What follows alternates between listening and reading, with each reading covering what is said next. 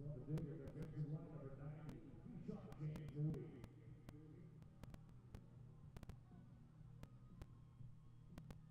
Tackle number 42, Zach Trumbull.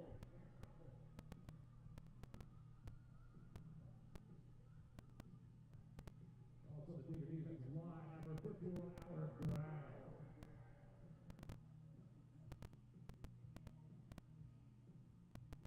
Linebacker number 29, Blake Allred.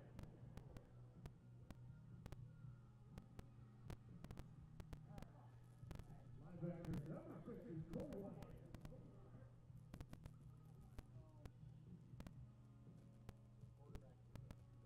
And linebacker number 54, Ben Window.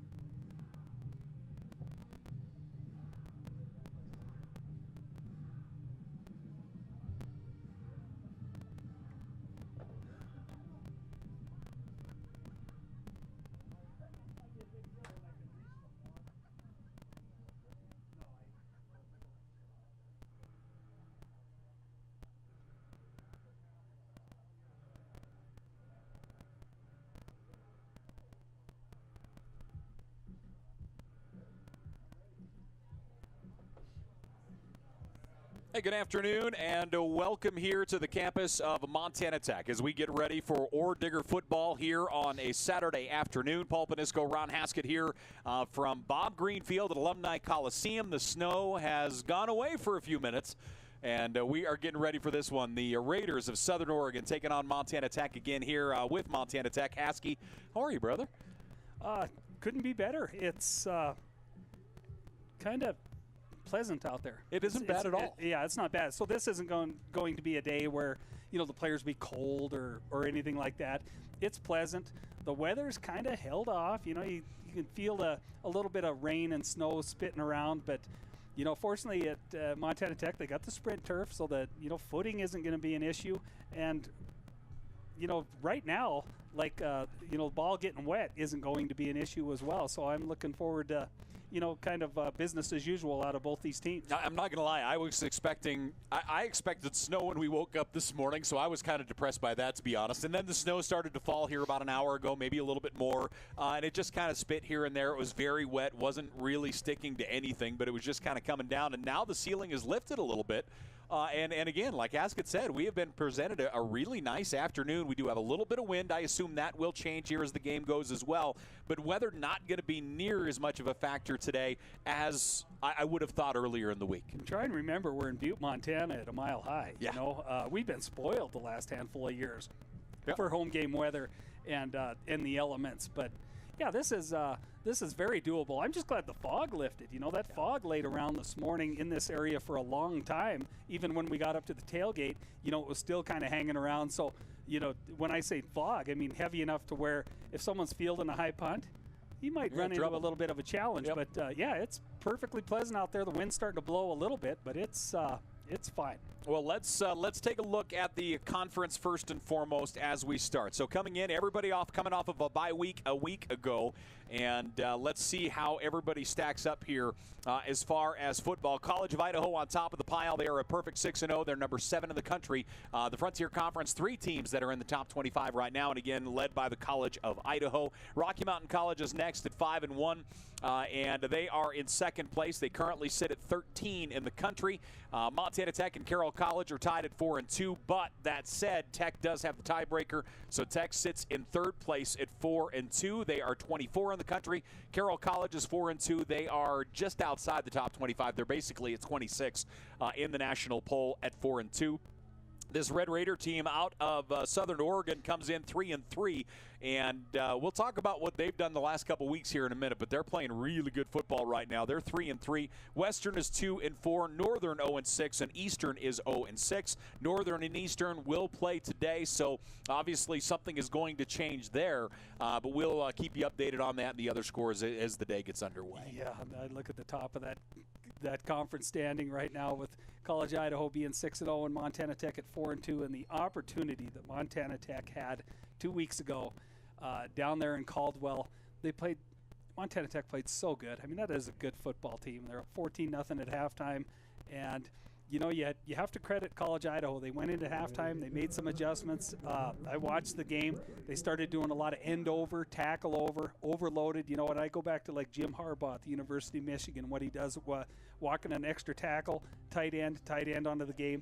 They started overloading Montana Tech a little bit, and they were able to sustain drives. They still didn't have a whole bunch of yardage. No. And if you combine, you know, a pretty good halftime adjustment with the College of Idaho, and Montana Tech they got lost in coverage 2 times, and credit College of Idaho, they exposed them both times. One for the big touchdown, the single strike, 75-yard touchdown after Montana Tech went up 21-14, I believe it was. Yeah.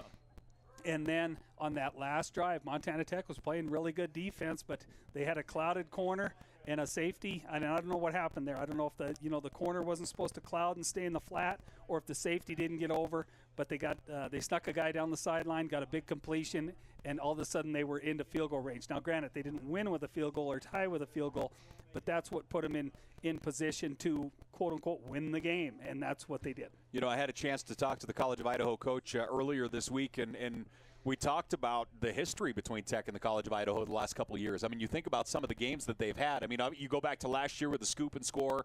That was a game that Tech had in the bag, and College of Idaho gets the fumble return for the touchdown for the win. You go down to Caldwell the last time we were down there, and a 58-yard field goal with no time left to get the win there. Those two teams have absolutely brawled the last couple of years. Some fantastic football games, and the beauty of that game, obviously, it was a tight football game, but both teams are still in very good shape. Obviously, College of Idaho right now, they do have some real tough games, in my opinion, ahead of them. But I think if you're Tech, you want College of Idaho to run the table at this point. I think you want to run, because Tech is in playoff mode. You and I have been in this conference, and anybody who has been in this conference knows well enough that you're not going to make the national playoffs with 3 losses. So a 2-loss team right now, Montana Tech, is in playoff mode, and we've been here in years past, and we know how that works. But there is you have to win every Saturday if you want to advance into that national tournament. And the other part, in my opinion, that helps that is if the College of Idaho runs the table, that's honestly going to make the loss a little bit more manageable, I guess you will, on the national level for Tech. But again, it's week in, week out. Southern Oregon is the first up on the tee. Yeah, and there's a couple different ways to look at that. College Idaho was an opportunity for Montana Tech to get a W. Now, when Rocky came in here and beat Montana Tech, on that day, they looked like the better team. I think we both acknowledge that, you know. So Montana Tech can't look that far down the road. They got to take care of a team that's playing a lot better now, and most teams should be, right? Yep. You're past the midway part of the season. You should be playing better now, but Southern Oregon has found something almost like maybe a team. I don't know much about their roster, but maybe a team that's grown up and found themselves a little bit, and they're starting to play really good football. You know, some people that I talked to this week say, "Oh, Montana Tech ought to roll this week," and then I just say, pump the brakes on that. Southern Oregon and Eastern Oregon always bring a lot of talented players onto the football field, and you've got to be careful. And Montana Tech will have to play really well to win this football game. You know, and it's interesting. I've had kind of that same conversation with people, and the one that everybody keeps looking for at Southern Oregon as well, they throttled Eastern. Well, that's not that big of a deal. The thing you have to remember that's one of their rivalry games too. So Eastern does not have a win yet, but Eastern is going to be ready for Southern, and that's one you have to understand. But you know, they did beat up on Western, you know, before the break, which I think everybody went, whoa, hold on a second, that's a monster win for the Raiders. And as you mentioned, I mean, talent is always there for Southern. They always have incredible depth at receiver. This year is no different. They have an incredible receiving core, and their quarterback in Ashudo is really coming on. His numbers are solid. The number that I always come to is that turnover ratio, and it's such a big number in the game of football. Montana Tech right now is +9. and that means they have taken the ball away 9 more times than they have given the ball to the other team, which is, I mean, +9 is monstrous. I mean, that's a big, big number. Southern Oregon comes in -2, and you look at those 3 losses, there's a real good chance that though that -2, that negative number in turnovers, is a good reason why they did lose a couple of those games early and why they have not lost games as the season has gone on. Yeah, you just you have to be leery, and you have to go out and take this game, and it's literally game by game, and it's such a cliche, but you just can't look too far down the road. I mean, because this is a really, really competitive conference. And Southern Oregon's a team that's been at the top of this conference. They've got a culture. They've got an expectation, and you just got to be leery. The game that interests me today is right down 65 miles south of here in Dillon. Yes. Because you can bank on it. Coach Ryan Norris will have those guys ready to play. I know Western's not having the type of season that maybe they were expecting after their good playoff run last year, but he will have them ready to play, and the College Idaho will have to play really well to get out of Dillon with a victory today. Because they're not on turf down there today. They're going to be exposed to the same elements. And Western, their struggles seem to be maybe a little more on the offensive end this year, but defensively they're still really sound in the defensive front and in the secondary, and they're going to be tough to sustain drives on, especially if conditions get difficult. Well, as the Digs come onto the field here, again, thanks for joining us here as we are with Montana Tech. Southern Oregon taking on the Digs here in the Mining City. They're only meeting this year. This is meeting number 17 overall, and as you might imagine, a pretty tight battle thus far. In the 16 previous meetings, Montana Tech has won 9 and Southern with 7. We certainly remember some of the double overtime games that the Digs had, especially through the Morrell era. I think those gave him nightmares for years and years and years. The one that stands out is the one I purchased that day when you were down in Ashland. I think actually doing the game when Montana Tech scored late. I think they won 24-20 or 24-17, but it was our man Sullivan from Red Lodge. Yep. Got the game-winning touchdown. I remember that. That's one of those memories that really sticks out. This is a fun one, and this is one. It's always funny how rivalries are the teams you really look forward to playing. This was always it for Chuck Morrell and his staff. Southern was always kind of the benchmark, if you will, through his years, and we're getting ready for what should be a good one. It's a busy weekend here at Montana Tech, as it is Hall of Fame weekend. We had the Hall of Fame induction last night in a tremendous ceremony. It just went really well as Lori Quinn Stamey from Montana Tech basketball went into the Hall of Fame. Melissa Swanson-Ritter from Montana Tech basketball went into the Hall of Fame. Neil Tyson, I had no idea Tony Butori's first name was Neil until I read it. I had no clue. But, brother, give him. Tony Butori from Montana Tech football, of course, going into the Hall of Fame, and the 1988 Orediggers volleyball team going in. They had 31 wins. They were the first volleyball team from Montana Tech to go to the national tournament. They will be honored again here at the football game at halftime. We'll talk about them all again. But those individuals went in. And the other part I didn't really recognize last night, and I'd love to, is the people that inducted them were just all people I just put on an incredible pedestal. Those being Butori went in. Coach Bob Green put him in. He inducted him, which obviously you expect great things there. Lori Quinn Stamey was inducted by Meg Murphy, who will always be one of my favorite people in the world. And Melissa Swanson was put in to the Hall of Fame by Chris Mowat. And again, one of my absolute favorite people in the entire world. Those 3 inducting, they had great things to say, and it was just a truly great night for Digger Athletics. So I want to thank everybody that had a hand in it last night.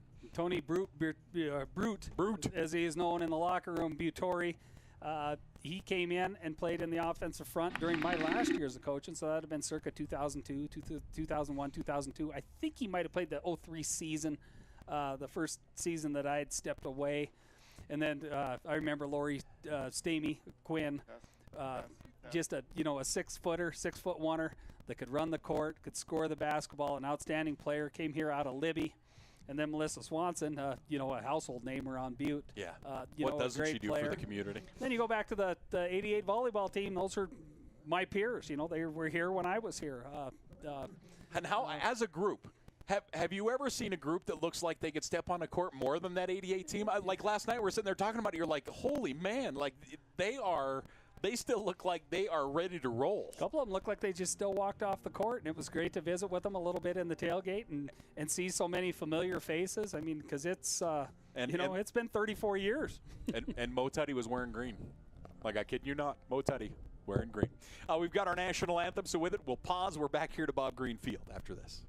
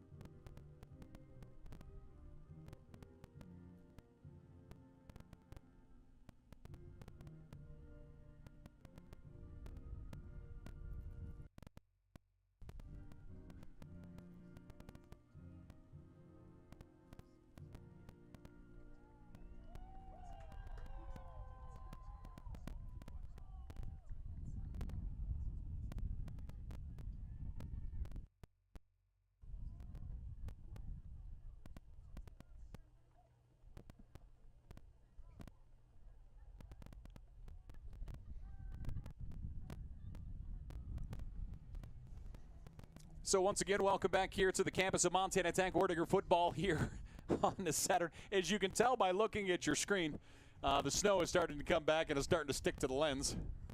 We got some nice little snow halos happening out there, so bear with us. The Raiders come in to take on the Digs. Again, meeting number 17 between these two programs. Southern Oregon joining the Frontier Conference in 2012 was when they officially started. It's Hall of Fame weekend. Jayla Prowse was let out of the house again. He'll bring the football out, and then we'll get our coin toss here. I was wondering what the hell he was doing here. 2 days in a row he's been let out of the house. I don't think I've seen him in public more than once or twice a year. Great to see him in the tailgate. Just got to visit with him just for a second, but such an integral part of our team back towards the end of my coaching career. But yeah, it's always good to see Jay. And he's one of those guys I told you could have played probably 8 or 9 different positions at Montana Tech, and fantastic tailback and a legend around Butte, Montana. That he is. And he brings the ball out. We'll get our coin toss. Speaking of legends, I look across at the Student Success Center and, the efforts it took to get that built. And this week for work, I got to travel into eastern Montana and down into northern Wyoming, made it all the way to Gillette, and spent, better part of a half a day with the former great Montana Tech inside linebacker Paul Latke. What a great visit. So good to see Paul. Yeah. He's doing so well. And such a gentleman, such a well-cultured individual, such an example of what this school turns out, year after year after year. And boy, we had a great time. Hopefully Paul's tuned in. He's got a daughter playing college volleyball, so that keeps him busy as well. No joke. Meg Murphy on the field as well. We talked about her earlier. She's the honorary captain tonight. And Bob Green will initiate the coin flip. So again, thanks for joining us. The Digs taking on Southern Oregon as we get back after it after the bye week. I talked to the Montana Tech coaching staff last night. We were BSing a little bit, and I can't even imagine from a coaching perspective how long of a period this bye week has to feel like. You're coming off that game at the College of Idaho when all you want to do is get back out and go and just go. And the idea of another bye week, so you got 2 weeks of practice. You do get some people healed up and some rest, but boy, all of them just could not even explain to me how long it has felt since they played the game of football. I mean, it has been a while. After a loss like that, I mean, those are tough. You'd rather go down there and get beat by 3 or 4 touchdowns, and those stick around. Usually you can move on to the next day and get away from it, but coming into a bye week, that sour taste in your mouth after, some would call it snatch and defeat from the jaws of victory type thing. Yeah. Those are tough to take. This is going to be a team that's really eager to take it out on their next opponent. So again, the only time these two teams will meet, Montana Tech's remaining 3 games will all be against opponents they have seen. So we'll have Northern, Western, and Rocky still on the docket. Western will be here The game in Billings next week, and then, of course, they'll end the season at Northern in the final game. And actually, I had those mixed up. It'll be Rocky first in Billings next week, then Western here, and then at Northern is how the remainder of the schedule looks for Montana Tech. And not bad. Home and away. You don't have any of the big trips left. Everything pretty darn manageable, so that certainly helps from a preparedness standpoint, things of that nature. Montana Tech always travels well to Billings. Always travels well. It's always a well-attended game, high-energy game. It's almost Butte people would never say that or anything, but it's almost like a chance to go to the city. So, yeah. Well, and so that's everybody. And that's one where obviously the eastern part of the state, we have a lot of Tech grads, and for a lot of years the Tech people outnumbered the Rocky folks, and with Rocky's success the last couple of years that has changed, but it does make for a great environment, and you get to see a lot of those folks over in the eastern part of the state maybe for the first time in a while. I'd like to take that trip because I haven't seen Herb Clint Field since they put turf in it. Okay. I haven't been there, so it's nice. I'm still considering. I think the long-term forecast shows mid to high 40s over there and decent weather, so I don't know. We'll see. Look at you go. You don't want to go with media. I don't think we're allowed to travel together, are we? Wasn't there a statute of some sort that was in the way of that? So let's get ready to roll here as Southern will kick off to the digs. Montana Tech 2 guys back. Southern will kick off. Again, Southern 3-3 on the year thus far. Montana Tech comes in 4-2. And we are getting ready to roll here. Cesar Rui, he's going to put the boot on the ball, 6 foot, 185-pound junior out of Blythe, California. Ton of air, short kick, fielded at the 14-yard line. Montana Tech fakes the reverse, and up the middle out to the 25-yard line, tripped up, and we do have a flag down. Really good play there that time. Looked like we're going to get a decent return, and Dylan Daniels, 5'9", 165-pound defensive back on the roster, making a good tackle there. Yeah. But it looks like it probably come back, block in the back. Let's run through Montana Tech's offense here real quickly as we take a peek. If I can find it in my notes here, for goodness sakes. I feel like I have about 12,000 pages open here. So as we take a look here at Montana Tech's offense, receiving core Trevor Hoffman and Kyle Torgerson out on the wide side. You'll also see Wyatt Alexander. And that's how things look there. Offensive lineman, Benjamia out at offensive lineman. Carson Schumann, Max Anderson, Tristan Stauffer, and Jack Hiller will be out on the field. Logan Kennedy at tight end throughout the day. Blake Count your back, and Jet Campbell will start at quarterback. And actually it is not. It's Thielen at quarterback. Hand off to Blake. Blake out on the edge. He'll get across the 20, out to the 21. Blake Counts running well. And I'll tell you, he is a bad weather back. Every time we've had bad weather, I go to the northern game that we had about 6 or 8 inches of snow on the ground, and he was a monster in that game. He does feel like one of those guys that runs harder or more effectively when the weather is bad. Yeah, even front, 4-man front, that time just inside zone off the right side. Blake Counts, what he does more than anybody I've ever watched, he makes a conscious effort to avoid leg tackles. Thielen will swing it out on the right-hand side. Pass complete to Wyatt Alexander. So, again, Thielen at quarterback. He has played the last several. We have heard that Jet Campbell could see time today, and we'll see how that goes. It's hard to argue with either's numbers, for goodness sake. Both really have had nice years. We'll talk about the numbers on both sides of things here for Montana Tech. Lander Smith into the game to join Counts in the backfield. 2nd and 2. Now they'll spread them out. 3 receivers left, 1 here on the near side. Down to the bottom of your screen is going to be Hoffman. Looks like maybe changing the play, Blake Thielen. 1 back at home, 2nd down and 2. Thielen out of the shotgun. Blake going to roll to his left, wants to throw back. Pass complete to Counts. Well defended, but still on his feet. Counts breaks free. Counts is going to get 1st down yardage. What a play by Blake Counts. That looked like he was in the turf.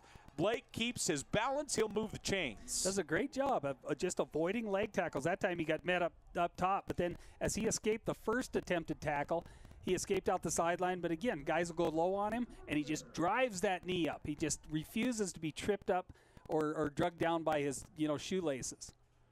So back out here, Montana Tech up to the line of scrimmage. Ball at their 39-yard line, 1st down and 10. 1 back, 2 receivers each way. Southern in the base 4-3 defense. Play action, wants to throw, throws it into the turf. Pressure coming here on the near side, so Thielen gets rid of it. Like he wanted some kind of screen action. They ran tunnel screen action to the top side, to the wide side, but Thielen's eyes didn't go that way. He came here, and I don't know if there was a communication problem, but both Hoffman and Alexander both came downfield. It was like nobody was running the screen.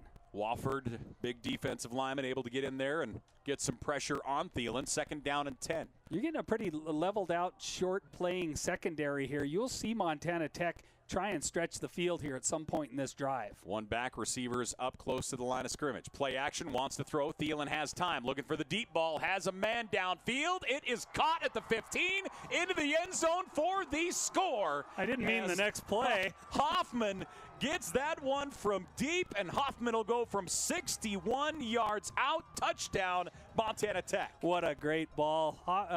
Thielen threw that a lot like Russell Wilson in the NFL. Put a ton of air under it and threw Hoffman. Hoffman was open, but literally threw him open, even more open to the middle of the field. No one around Trevor Hoffman. He outran the field, and the pass was absolutely perfectly delivered in stride. Touchdown number 4 on the year for Trevor Hoffman. And that is his long reception of the year as well. He came in with a 62-yarder. That one at 69 will change that book a little bit. Montana Tech leading 6-0 after a monster to Hoffman deep.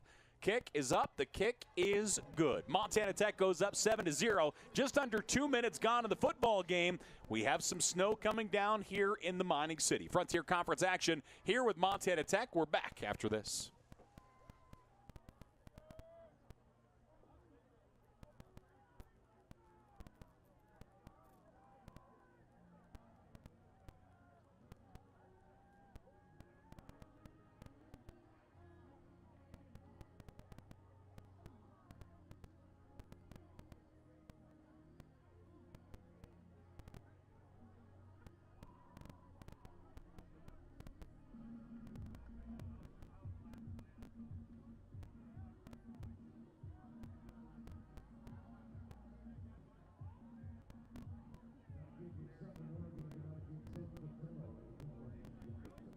Back here once again with the campus of Montana Tech. Snow coming down, a little light right now. We'll see if it sticks around here on the afternoon. And Montana Tech getting ready to kick it off here after Hoffman. 69 yards for the score, 7-0. The Digs grab the early advantage. Looking at the numbers on the year, you know, Southern Oregon statistically is defensively, they're allowing about 200 yards a game through the air. A little under that on the ground, about 150 yards on the ground. So it'll be interesting to see if Montana Tech continues to try and get them deep as this ball game rolls. Yeah, and that's it. You know, and you can look at that 2 different ways. You know, you could be struggling in the secondary, but if you're not getting a legitimate pass rush, it is tough for any secondary to cover any offensive front 4 or 5 for, you know, 2.5, 3.5 seconds. End over end kick. Return starts at the 7.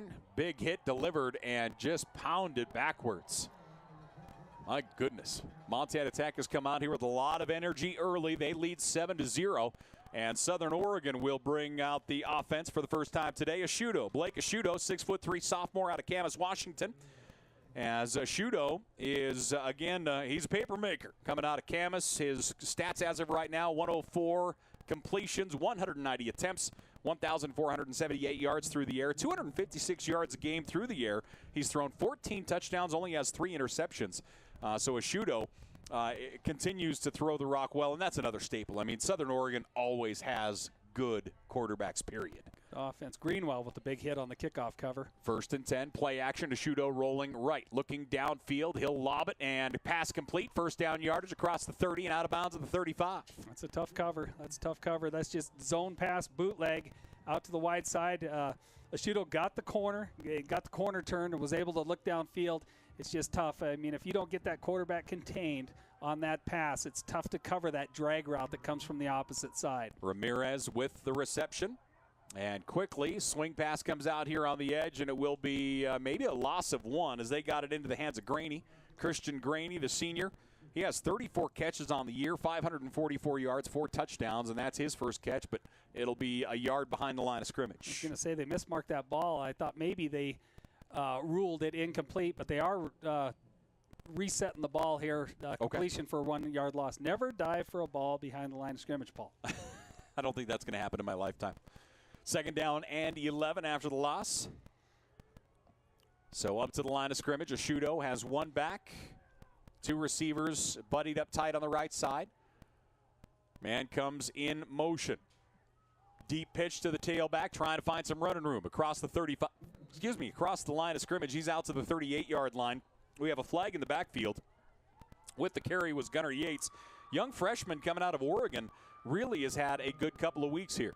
Really good feel. I'm having trouble. Tech's got tough numbers to read right now, but a really good feel out 10-yard penalty from the previous spot. Looked like the safety, Jaden Downs.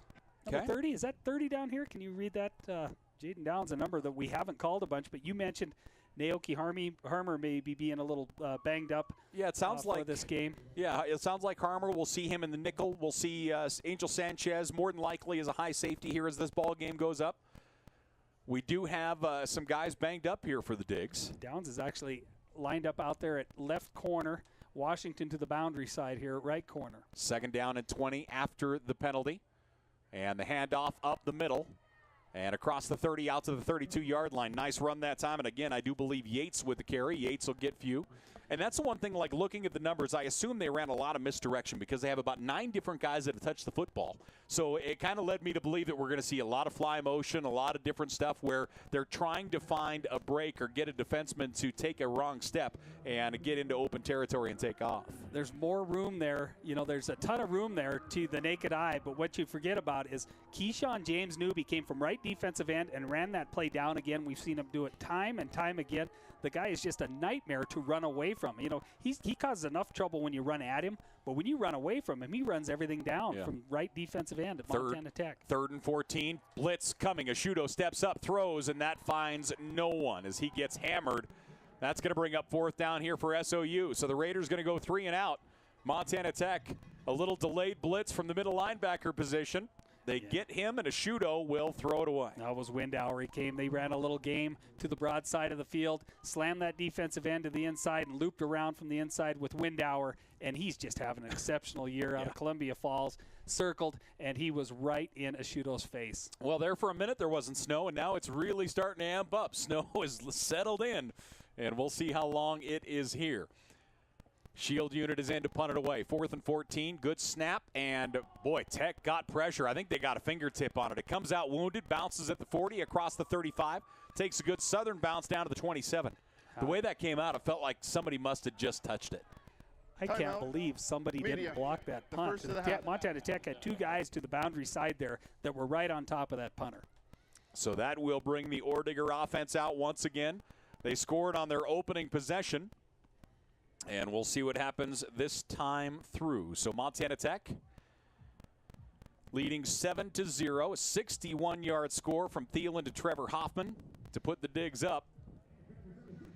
They'll keep that stuff dialed up. If Southern Oregon keeps their secondary fairly flat, and when I say flat, like maybe inside 8 to 9 yards, they're giving them a little dose of quarters coverage and a little dose of just man across the board. But if they keep that up, Montana Tech will continue to try and pound the deep middle of this field, with seam routes and deep posts, just knowing that, they're just trusting, trust my guy against your guy. We have several folks staying over in the tailgate area, a bunch of people here, snow coming down. Boy, and we knew it was coming today, too. I mean, it was such a gorgeous week. We had 70s and everybody looking at the weekend and just kind of puckering up and just going, man, we're going to get hit. And snow is coming in here. We'll see how long it's going to stick with us. So Southern Oregon 3-3 in Frontier Conference play. They've won their last 2 games. Montana Tech 4-2, coming off a heartbreaking loss again at the College of Idaho. Good day to go bag an elk. No, Browns Gulch. I'll stay here in our heated booth if you don't mind. That hunting elk sounds like work. 1st and 10 for the Digs. That elk wouldn't only have to shoot itself. It would have to skin itself and quarter itself for me to eat. Walk itself into the back of the truck. 1st and 10, Thielen at quarterback. Tight end going to move. Logan Kennedy comes to the right side of the formation. Long snap count. Thielen rolling right. Thielen looking downfield. Now he drops it off to Hoffman, overthrows it incomplete. Yeah, that's just the one he'd want back. He knows he has Hoffman. It's kind of his safety relief there just on the stop route about 5 or 6 yards downfield. He wants to look and see what the kind of the runoff guys got going through the safeties. He took a look, came back to Hoffman. Can I get my 5 yards here? Look at 2nd and 5 and just an errant throw. 2nd down and 10 here for the Digs. They scored on their opening possession. 10:23 left to play here in the first quarter. Thielen 3 of 5, 79 yards thus far, one score. Of course, 61 of those on one play. 2nd and 10, one back, long snap count. Handoff going to go to Counts. He hits the hole. Counts across the 35. Blake Counts is rolling right now. Feed him the rock. He's out to 3rd down and 3 here for the Digs. Yeah, he's seeing the gap on the inside zone. We see him cut back so often early in the backfield. But the opportunities are staying play side right now. He looked for the wind back about 4 or 5 yards downfield. And to my dismay, he was taken down by a leg tackle. I just don't see it very often. 3rd down and 3. Wyatt Alexander comes in for the Digs at receiver. Young man from over the hill to Whitehall. Hard snap count almost gets him into the neutral zone. And now we're going to get flags aplenty. So what you got to determine here, the right defensive end lurched forward, but did he cross the line of scrimmage? Because the Montana Tech left tackle, I can't get the number there, reacted to it, and they're going to get a false start on Tech. 3rd down. And that will be the case. So it'll go backwards 5 yards. And Montana Tech so often, 3rd and medium to long, they like to look into that inside slot to Torgerson. He time and time again this year, he's just run that. He's hooked up the, wherever the sticks are. So say 8 to 10 to 12 to 15 yards. So I would look for Torgerson in the middle of the football field, maybe down around this wide side hash. Yeah, and he just drops nothing. 3rd down and 8. 3 receivers. Torgerson goes in motion by himself on the left side of the formation. Snap count, blitz coming across the middle. Pass comes out wounded, caught. Torgerson across the 45. Ball comes out. He's able to pick it back up and gets drilled, but that's 1st down yardage for Montana Tech. So Torgerson gets the reception. Southern brought everybody. I'd love it. 1, 2, 3, 4, 5, 6 guys coming for Southern Oregon. And Thielen able to get rid of that football. That's a tremendous job by the offensive front. Kyle Torgerson doesn't touch that ball. He could be standing in the end zone right now. Yeah. He made a move. The defender wiped across him and got that ball knocked out, but he was on his feet. If he's holding on to that football, I think it's 14-0 Montana Tech right now. 1st down and 10. Diggs. Ball at their 49-yard line. 1 receiver left, 2 on the bottom of your screen, 1 back in the backfield. Thielen going to hand it off to Counts. Counts trying to find an edge, stays on his feet. Big hit delivered, stays upright. He'll get back to the line of scrimmage, but let's see what that flag is here. Boy, Thielen got pounded that time. It feels like Southern Oregon delivering big hits here early, but not able to wrap up in this opening quarter. Yeah, a guy like Counts will make you, in a lot of cases, look like a poor tackler. Good call. Yeah, he runs through stuff. He uses his off arm really well, uses high knees really well. He just Montana Tech going backwards here must be a hold, trying to run to the broad side of the field here. And so often when you try and run wide, your lead blockers are exposed to a lot of officiating eyes. 8:40 left to play here in the opening quarter. 1st down and 20. 6 men on the surface here for Southern Oregon, showing pressure. See what they bring here. 3 receivers out, 1 back in the backfield. Winterburn stays to block, looking downfield, looking for his tight end. Logan Kennedy goes up, can't come down with it. Good coverage downfield. That one will fall incomplete, brings up 2nd and long. Tough catch for Logan Kennedy, but he'll go back to the huddle, tapping his chest, saying, my bad. That's a catch that you would expect your tight end to make. And again, difficult conditions. It's snowing. Even the vision's a little tough, but Kennedy was well covered, but he went up and just was a little late getting his hands to that football. As you look at the turf, you can see that it is starting to stick a little bit down there. 2nd down and 20. Winterburn in at tailback. 2 receivers left. Tight end goes in motion. That's Kennedy. Thielen going to hand it off to Winterburn. Winterburn has a blocker. He's across the line of scrimmage. Gets hit to the 45 and no more. So a gain of 6 for Caleb. And that is going to bring up 3rd down and 15 here for the Orediggers offense. Once again, long yardage on 3rd down. Montana Tech will look at some kind of combination that's going to spring Torgerson in the middle of the football field. And what I like most about Thielen, so he's getting pretty good pass protection here, right? So he should be able to get his 2.5, 3 seconds to let the Hoffmans of the world and the Alexanders to run safeties out of there to open up gaps 10 to 15 yards downfield for Torgerson. So back up to the line of scrimmage, 3rd down and 15. 1 back, 4 receivers here for the Digs. Winterburn stays to block. Thielen directing traffic downfield, overthrown, incomplete. Boy, big hit and a flip over the top there. And is that? That's Hoffman. That's Hoffman. Slow to get up. Yep. Hoffman got flipped head over tea kettles there as he got taken out low And they had Hoffman and Torgerson both hooked up on respective hash marks that time, right at the first down markers. Thielen tried to go to Hoffman, and the ball sailed on him. Boy, and Hoffman got hit hard. Safety came across, took him out at the legs, dropped him on his back. So that'll bring up 4th down, and the punting unit will come in for Montana Tech for the first time today. They lead 7-0. As you can see, snow continuing to come down pretty hard here in the mining city. So one return man back near the 15-yard line for the Raiders. Good snap, and the kick is away. Low line drive, my goodness, bounces at the 4, goes through the back of the end zone. Just a powerful low line drive kick.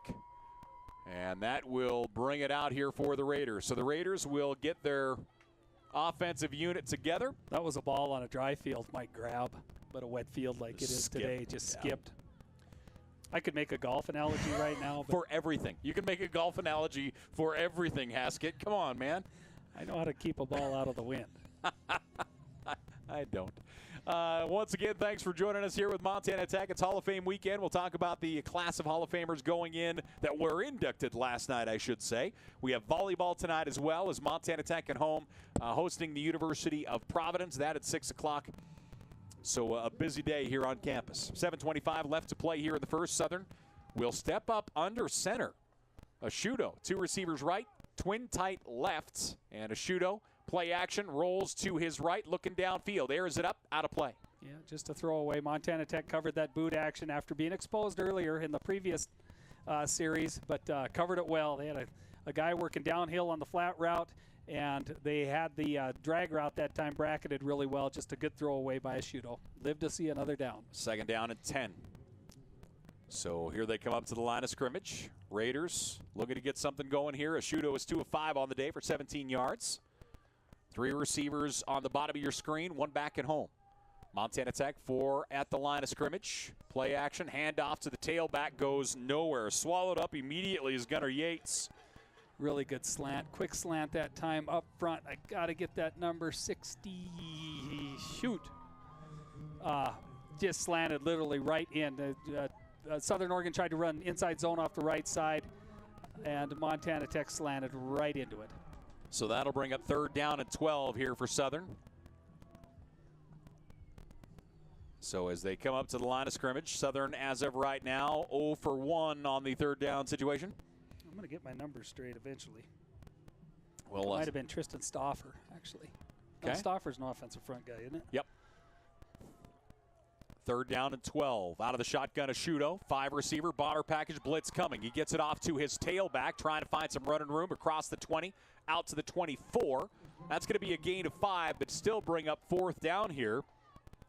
Montana Tech got pressure as the Raiders put 5 receivers out. It's a really good example right there, that play of how, we talked off air before the game, just how sound this defense is playing. I always talk about they always got their bases covered. Now, make the reception there. It looks like there's a lot of running room, but you got helmets coming from every direction. They're well aware that they can allow a completion for short yardage and rally to it, and they come up in good position and don't miss. They've got every base covered for the most part.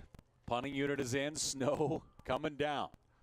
Montana Tech leading 7-0. Good snap. Kick is blocked. Into the turf it goes. Montana Tech trying to get to it and diving on it in the end zone. That is touchdown. Montana Tech is dropping on that football was Butte's Clay Fisher. The Butte Central Maroon, who has had a huge season in special teams. Fisher, I think, not only got the block, but got the score on top of it. Take a look. I don't think Clay got the block, but he got the scoop and the score. So the block there. Yep, so the block actually, who do we have here with the block? Was it Harmer, maybe? Naoki Harmer might have got the block. Clay Fisher gets the touchdown. We're going to give it to Naoki. Well, I don't know. The way they were slapping, would that have been Jordan Washington that maybe got the block? I just see the reaction of the teammates as he come off the sideline. So, but congratulations to Clay Fisher. Huge play, such an integral part of this special teams. Got to see a little action at receiver against MSU Northern, but makes play after play for the special teams, and he is rewarded. So the Digs get a special team touchdown. They lead 14-0. 5:38 left to play here in the opening quarter. We have a timeout on the field, so we will take one. We're back after this.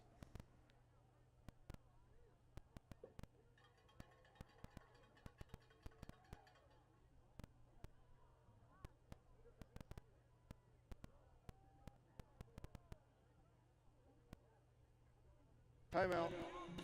Media, the second of the quarter.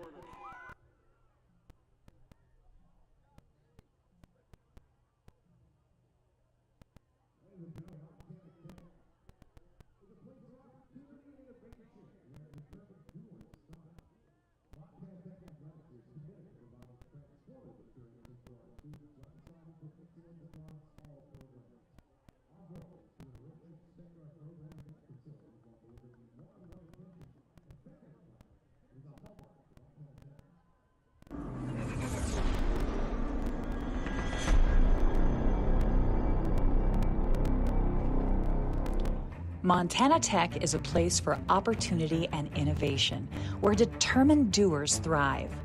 Montana Tech Athletics is committed to providing transformative experiences for our students while striving for excellence across all programs.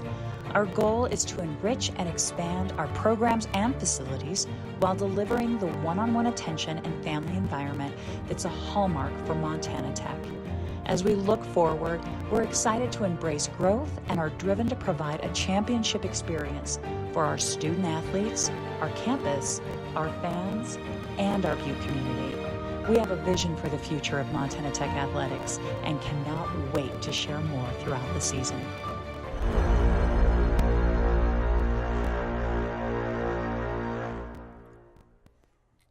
I really wish our teleprompter that we had here in studio is one of those we could draw on, because, you know, when they went and showed the rendering of what we're hoping to do here at Montana Tech, I want to make sure they know which booth we want. I want to circle it and be like, that's the Penisco Haskett booth right there. Do you think they'll listen? I'll just join you in the conversation. So Montana Tech will kick off, leading 14-0, a special teams touchdown, as Fisher drops on it in the end zone. And the Diggs will kick off. So Montana Tech leading 14-0. Diggs 4-2 in conference play, ranked number 24 in the country. Southern Oregon 3-3. They've won their last two. And the return starts at the 2-yard line here on the left side, across the 20, 25, out to the 30, 32. So good return for the Raiders. They'll get things underway. Ashuto at quarterback, 3 of 5 thus far, 23 yards. They have not a whole lot on the ground thus far. Yates has 2 carries for 6 yards. Adric Lamar, wide receiver, 5'8", 165-pounder on the return. Pretty well executed. As see Clay Fisher, he makes so many plays on kickoff cover. Just overran the return there a little bit, but fired up. First one down the field, you know how that goes. Darn right. It's first down at 10 here for the Raiders. And up to the line of scrimmage they come. Ashuto, 1 receiver on each side of the formation. Heavy formation to the right side. We're looking at almost 3 tight ends on that side, it looks like. And handoff, they'll try and run behind it. They get some yardage out into the open, across the 45-50, down the sidelines, off to the races. And going to take it to the house for the Raiders is going to be Gunnar Yates. One play, 67 yards, and Gunnar Yates takes it to the house. They ran behind that real heavy formation. And Yates finds daylight and takes off. They got the wind back. He stayed play side and got through the line of scrimmage and then cut back. And Yates, with real good sprinter speed, off to the races. No one on Montana Tech's defense could run him down. Just a nice looking play, really well executed, and just some bad angles defensively. You talk about that all the time. Take good angles and just some bad angles, and he was off to the races. Gunnar Yates coming into the ball game had a 48-yarder for a score. He gets a 67-yarder for a score here. Now Southern gets on the board. Snap and hold are good. The kick is up, and the kick is through. So 1 play, 1 score, 67 yards, and Southern Oregon back into it here in the opening quarter. Never dreamed I'd see a run like that against this defense, you know, but just perfect execution and the speed and wherewithal out of the backfield in Gunnar Yates to make the proper cuts and get to the end zone. So actually they change it up, 74 yards for Gunnar Yates. And the Southern Oregon Raiders are on the board. Montana Tech leading 14-7. They had 1 first down, and boy, he just took that thing to the house. They counted him running to the back of the end zone. It's like, I polished. My math skills aren't very great, but I thought that play started at the 33-yard line. Well, it's snowing. Maybe they think we're in Canada. I'm running out of stuff here. I like that one. I prefer the Canadian one. Then our manners would be better. We'd use a boot a little bit more.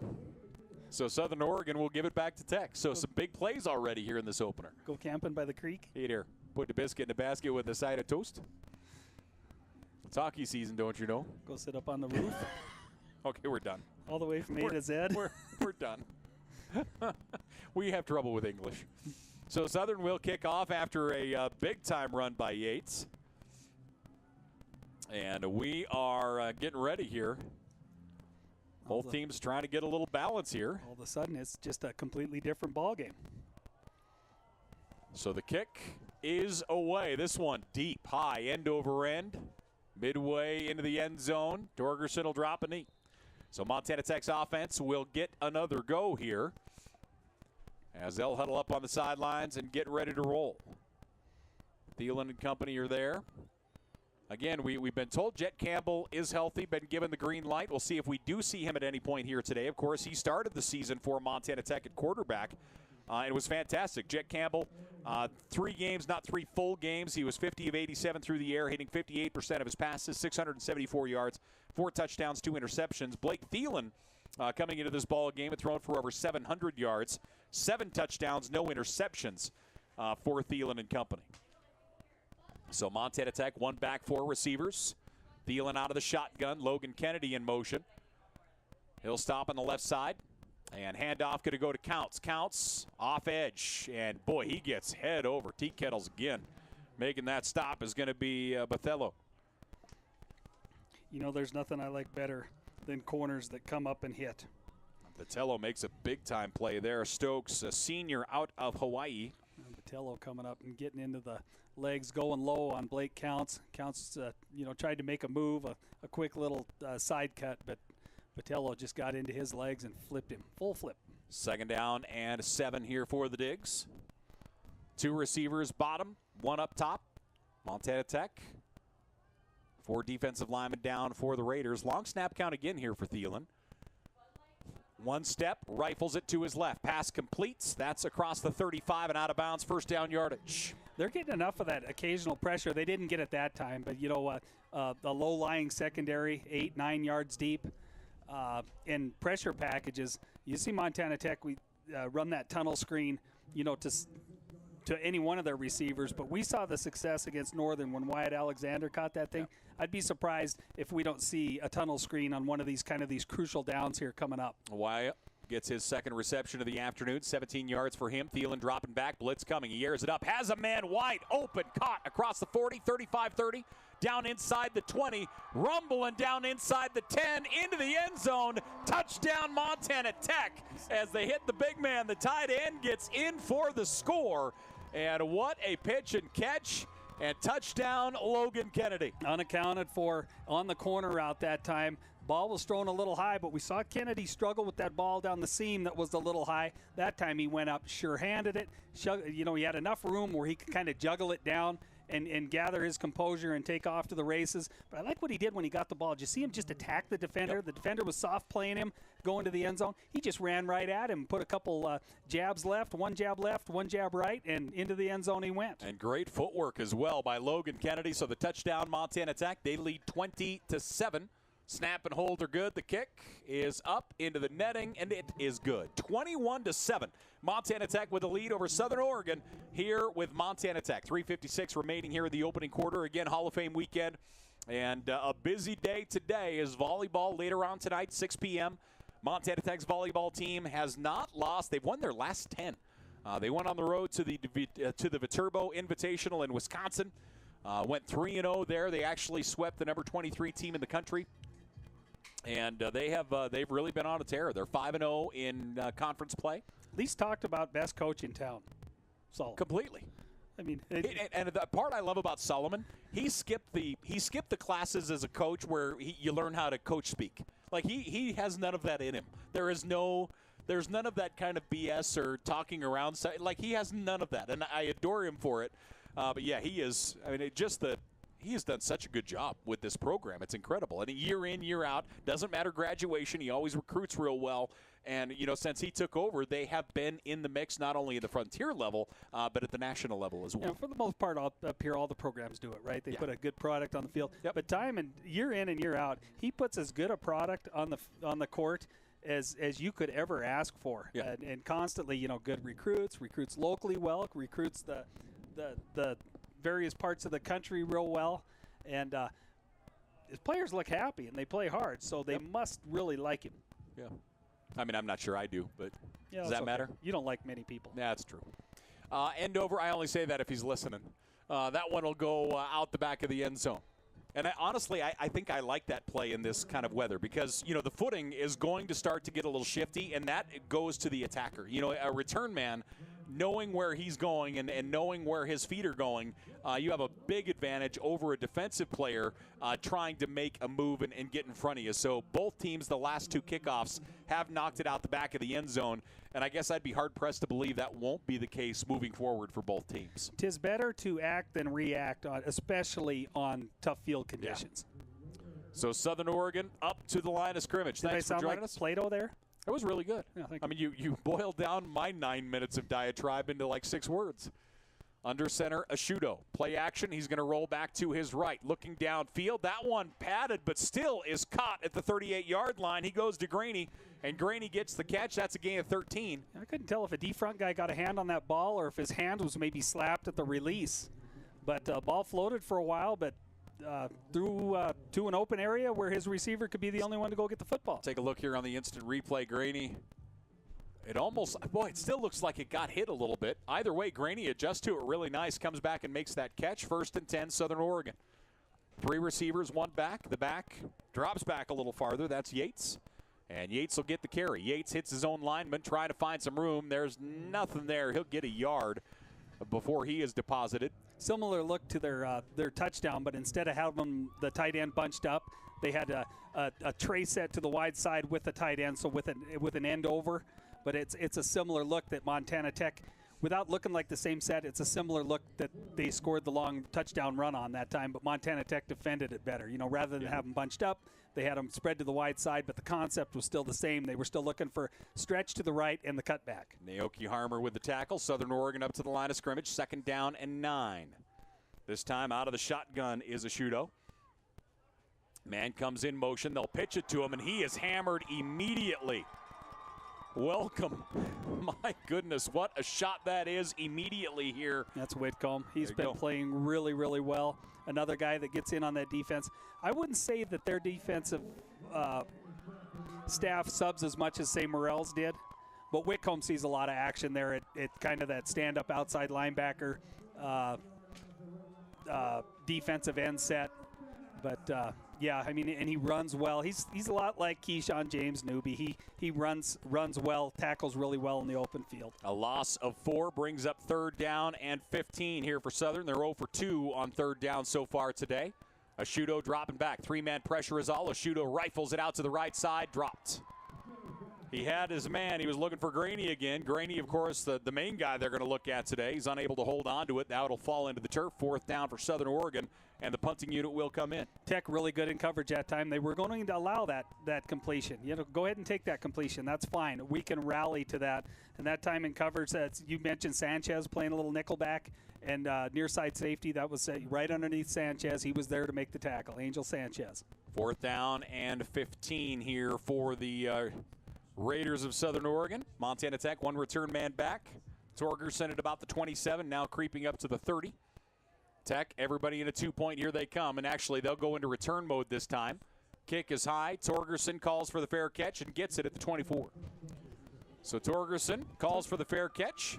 You can just see Torgerson itching to get a return. He knows the advantages he has on tough field conditions, and we waved the fair catch at the last second like, dang it. Well, and you can see it in. I mean, and all good punt return men, you can always, they're just not all, they're a little off. I mean, they love that idea of just getting that thing and taking off, and you always can tell when it really bothers him to throw the hand up for the fair catch. He wants to get one to the house. Let's just put it that way. And they all do, but you can just see him just bummed out. He had to take a fair catch. 1st and 10, Thielen and company out. Winterburn is in at tailback. 2 receivers left, 1 to the right. Montana Tech, 6 first downs thus far. They've run 14 plays for 197 yards already in the opening quarter. Thielen, 1 step, pass out to Hoffman, and just off his hand, unable to bring it into his body. That'll fall incomplete. Hoffman tried to just go out and rake that in with one arm. You know, I think if he could have that back, he would just kind of lunge upfield, you know, just take what he could. But he's trying to catch that ball, stay on his feet, make a move, and get to the end zone. 2nd and 10 for the Digs. 1:51 left to play here in this opening quarter. Snow starting to hopefully taper off a little bit. Oh, yeah. It's almost balmy out there. Winds out of the northwest. Man, now you're going after my meteorological skills. I just think of Mike Hurd sitting there listening to us laughing. Wyatt Alexander in motion, and they're going to run backside screen. Pass complete across the 30 out to the 33. As Hoffman gets the catch, a gain of 9. I figured that tunnel screen was coming. They're getting enough pressure, enough low-lying defenders to where, you know, you just need a couple key blocks there, and you can turn a 2-yard completion or what's supposed to be a 0-yard completion. You know, we used to coach out at nauseum. You got to catch that ball behind the line of scrimmage. You know, back when I coached, if you caught that thing an inch in front of the line of scrimmage, you got called, you know, for the illegal man downfield or whatever you want to call it, offensive pass interference. Well, look at this bunch set. So going in motion is Thielen, and stepping up and taking the snap. Long snap count for Winterburn. He'll look to the sidelines. Heavy formation is in, and Montana Tech will call a timeout. So Thielen released in motion. Tech trying to get a freebie there. First of the game. And Montana Tech will call a timeout. 1:01 left to play here in the opening quarter. Digs up 21-7 over the Raiders of Southern Oregon. Tech won last year in Ashland and actually have won the last 4 meetings between these two programs. Got to credit the Raiders defense there. You know, there was a lot going on there offensively for Montana Tech, but they stayed composed, stayed on their line of scrimmage, and at very least forced Montana Tech to burn a timeout. Quick updates. Looks like Western leading the College of Idaho 14-0 just underway in the second quarter. So we knew that one would be a battle. We'll see how that shapes up as the day goes. But Western up 14-0. And here in the mining city, Montana Tech up 21-7. Eastern and Northern are playing. And I believe that is in LeGrand. So that'll be a 2 o'clock start time, our time. Because that's Oregon time, right, as opposed to Montana time, Haskett? Right. Is that right? Right. Is that how that works? I can live with that. You and Punky tried to teach me how that works at one time, and I just couldn't figure it out. So 3rd and 1. Bunch formation here for Montana Tech on the near side. Under center is Thielen. Tight ends both go left. Yeah, too tight. 6-man surface. You'd expect that inside zone here. Handoff is going to go to Winterburn. Winterburn across the 35 to the 36. First down yardage. He needed 1. He gets 3. You're a zone running team. You don't mind seeing a team put a bunch of guys on the line of scrimmage. You really don't mind. You know where it gets tough is if they're layered well, you know, that second level. So what would make, you know, they just went to a true 4-man front with two outside backers walked up. What would make that play more difficult is, you know, you hear me occasionally say TNT where they'll cover the center and the 2 guards. Then it becomes a little more difficult because the inside linebacker's got nothing coming off the football to get to him, you know, and you expect him to make the play. Timeout. First down at 10 here for the Digs, and now Southern will call a timeout. So we'll get back-to-back timeouts here. Frontier Conference action. So let's do this for a minute. We've got 33 seconds left in the opening quarter. We have 4 games left in the Frontier Conference, Haskey. What do you expect to roll out here? We've got College of Idaho trailing Western right now 14-0. How many losses is going to win the conference? Does that make sense? Yeah. I still think it's going to be a 1-loss team. Okay. And frankly, out of what I've seen so far, and I respect the heck out of College of Idaho, you know, but Montana Tech had every chance to go down there and beat them. And in my opinion, and my opinion's biased, I think top to bottom, offense, defense, special teams, Montana Tech is the best team in the conference. I'll say that, you know, but that's a biased opinion. Yeah. They can't get there. But at the same time, I think Rocky has, you know, full disclosure, the best quarterback in the conference. You know, and a lot of times, I'm not saying one position makes the whole thing, but there's so much Rocky can do with Dick, and defensively they play really, really good football. And the other side of that is I'm not sure if Dick is going to be playing again this year. You know, I mean, is he out? they've had their backup in who's played really well. They've thrown the ball exceptionally well. They're not near as varied as far as running the football, but he has played awfully well. First down at 10, Montana Tech. Winterburn play action, wants to throw Thielen. Thielen looking for the deep ball, has a man crossing route to the sidelines. It's caught, but does he stay in bounds? Got him in. They got him in, so great catch, Montana Tech. Kyle Torgerson goes up, hauls it down. First down, Torgerson. Boy, watch this. He looks to the sideline to make sure his feet are going to come down in bounds. as he goes up and makes this play. And he comes down. Yeah, his left foot, he kind of got spun around. It looked like he was coming down on 2 feet, but his left foot tapped about a quarter second before his right foot did. So first down and 10 here for Montana Tech. Great catch by Kyle Torgerson. Montana Tech first and 10 at the 42 of Southern. And dropping back, looking at pressure coming. Thielen's going to get hit. Ball comes out. Southern will get it. So the turnover will go to the Raiders. That is only the 6th turnover of the year for Montana Tech, and the first one since the Rocky game. So that ball gets jarred free, and the Raiders will take advantage. You've got to smell that pressure if you're the quarterback. That one's going to be on Blake Thielen. They ran a little game. They brought 6. They ran a little game, looped a backer who got right into Thielen, but he's got to be able to sense that. You don't sense it looking at the front. A team can bluff all day long. Where you sense it is you look at the next level, into the secondary. What are those safeties doing? Right before the snap of the football, are they moving, stepping up, picking up their man assignment? Because if you're bringing 6, everybody's got the man assignment. You've got a sense that they've got to get there in case you're trying to throw. We've got quarter number 1 of the books. Montana Tech, Southern Oregon. We're back after this.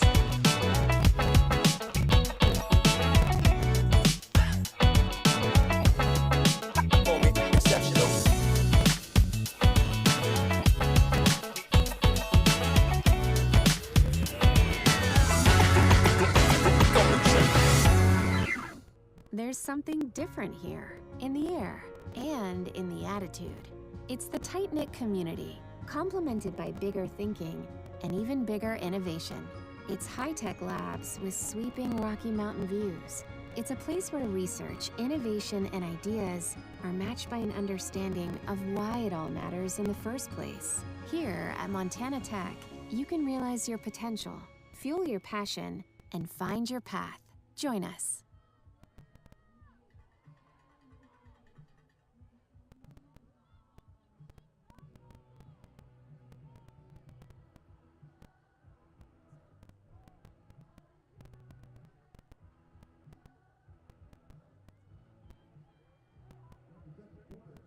Hey, we're back here once again at the campus of Montana Tech. 1 quarter in the books. The Digs up 21-7 over Southern Oregon. Montana Tech 19 plays, 219 yards in that first quarter. On the other side, Southern Oregon 12 plays for 107. And, of course, we had big plays for both teams there in the opening 15 minutes. So Southern Oregon, first down at 10. They have the ball at the Montana Tech 44-yard line after the turnover. And again, Montana Tech only had 1 game this season coming into this contest with a turnover. That was against Rocky, where they had 5. Otherwise, they have not turned the ball over until right now. So Ashudo under center. 2 receivers left, tight end right. And play action handoff going to go to his tailback, and there's not much there. Maybe a yard for Gunnar Yates. Yeah, getting up there is Harmer. He came up, a little bit of safety blitz action. Good to see Naoki back in the game. So good in space. Yeah. That time just, undersized, but Harmer is he is an athlete. He can do it all, and he's pretty violent when he arrives at the tackle. He can bring the pads. Second down and 9 here for the Raiders. Tech brings 4 up to the defensive front. And again, under center, Ashudo. Man comes in motion. And the handoff runs into his own guy, and Bates able to dive forward for a yard, but they brought a man in motion. That was Deadman in motion, and Gunnar Yates ran square into him. Probably go ahead. No, the receiver who got hit, that came in motion, and Deadman got up slow. Like he got hit pretty hard. He does stay on the field, though. Yeah. Probably the least talked about, most effective defensive player for Montana Tech this year is Gabe Zanetta there at nose tackle. Yeah. He does a great job, and he's easy to find. The long hair hanging out of the helmet, that time getting across the center's face. And once the collision between the two, the friendly fire condition in the backfield, Zanetta's there to make the tackle. Look at how much space he's taking up there by himself in that 3-man front. Pressure coming. And pass is going to fall incomplete. As again, looking for Graney. Yeah, looking for Graney and Harmer right on top of him in great coverage. Graney and Hoffman, 2 of the best, if not the 2 best receivers in this conference, especially number-wise this year. And that'll bring up 4th down here for Southern. Ball at the Montana Tech 42-yard line. Harmer reminds me of a few players that played. There's these comparisons like, say, a Travis Heddick. Jay LaProuse, Kane Clonch, Mark Jensen. He has a lot of fun playing the game. You can tell, by the way. And if you go down on the field afterwards, he's always all smiles. He has a great time playing this game. He's always struck me a lot like a Tyler Muzana at safety, personally. Kick, drifting lefts, and out of bounds. Cue the music. Yeah, it's going to be about the 15-yard line, I think. 15, 16-yard line. And they'll give him to the 13. Okay, so Montana Tech will take over the 13-yard line. 13:27 left to play here in the first half. We have a timeout. So with it, we'll eat some lunch, ladies and gentlemen. We're back here to Montana Tech after this.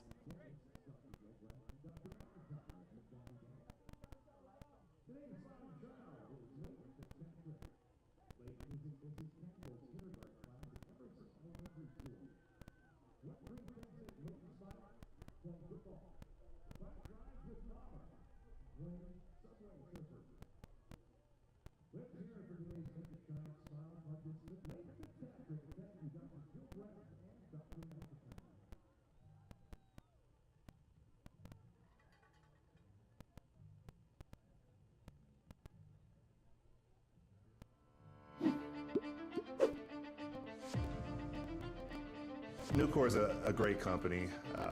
They care about their people. They care about the environment. I've never been restricted to fall in a box. I've never been told that I can't do something. I saw it as a great opportunity to develop a career. You create your own destiny at Nucor. We're building something bigger out here at Nucor. Come join us.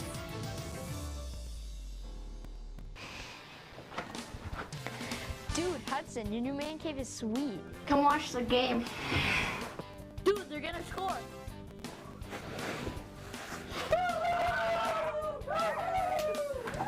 Man cave, lady lounges, whatever you call them, Steele's Furniture, We're back exactly here what once you again need to to the make campus the of room come to Montana life. Tech. Snow still Shop our lightly Man Cave coming down showroom here in today, Mining ready City. to upgrade your bar First set, down and 10, fireplace, TV, Diggs. recliner, Jet Campbell furniture. is in at quarterback. First time since week 3. He'll hand it off. Blake counts across the 20, pulls the pile to the 27.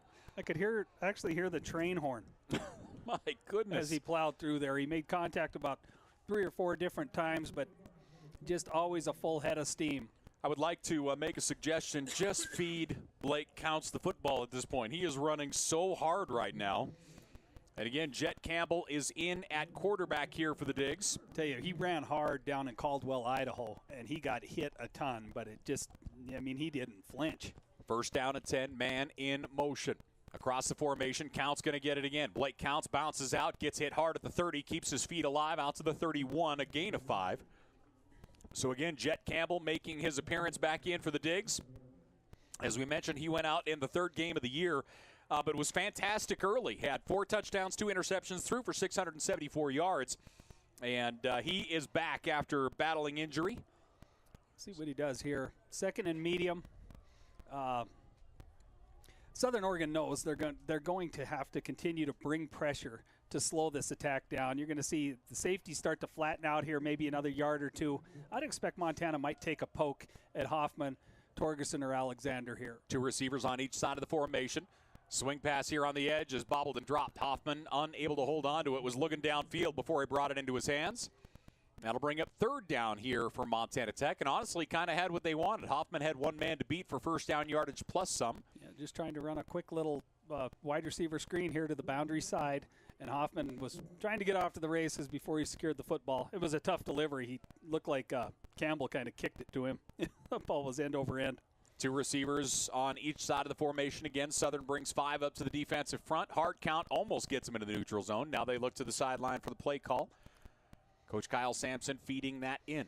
They're going to hover over these inside slots. You can see they're bracketing both the inside slots here. They know Montana Tech likes that first down yardage stuff. Jet Campbell pass is underthrown, incomplete. Southern all over it as well. He was looking for Wyatt Alexander again. That one into the turf brings up 4th down for Montana Tech.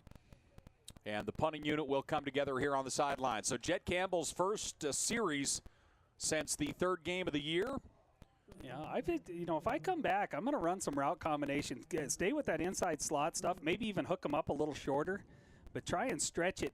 Get Hoffman and Alexander down the hash marks, down deep, because these safeties are key in the inside receiver. They're not key in the outside receiver, so you got to like Hoffman and Alexander one-on-one against their respective corner. Southern 1 man back to return at the 28-yard line. Snap is a good one. The kick is away. Southern got pressure.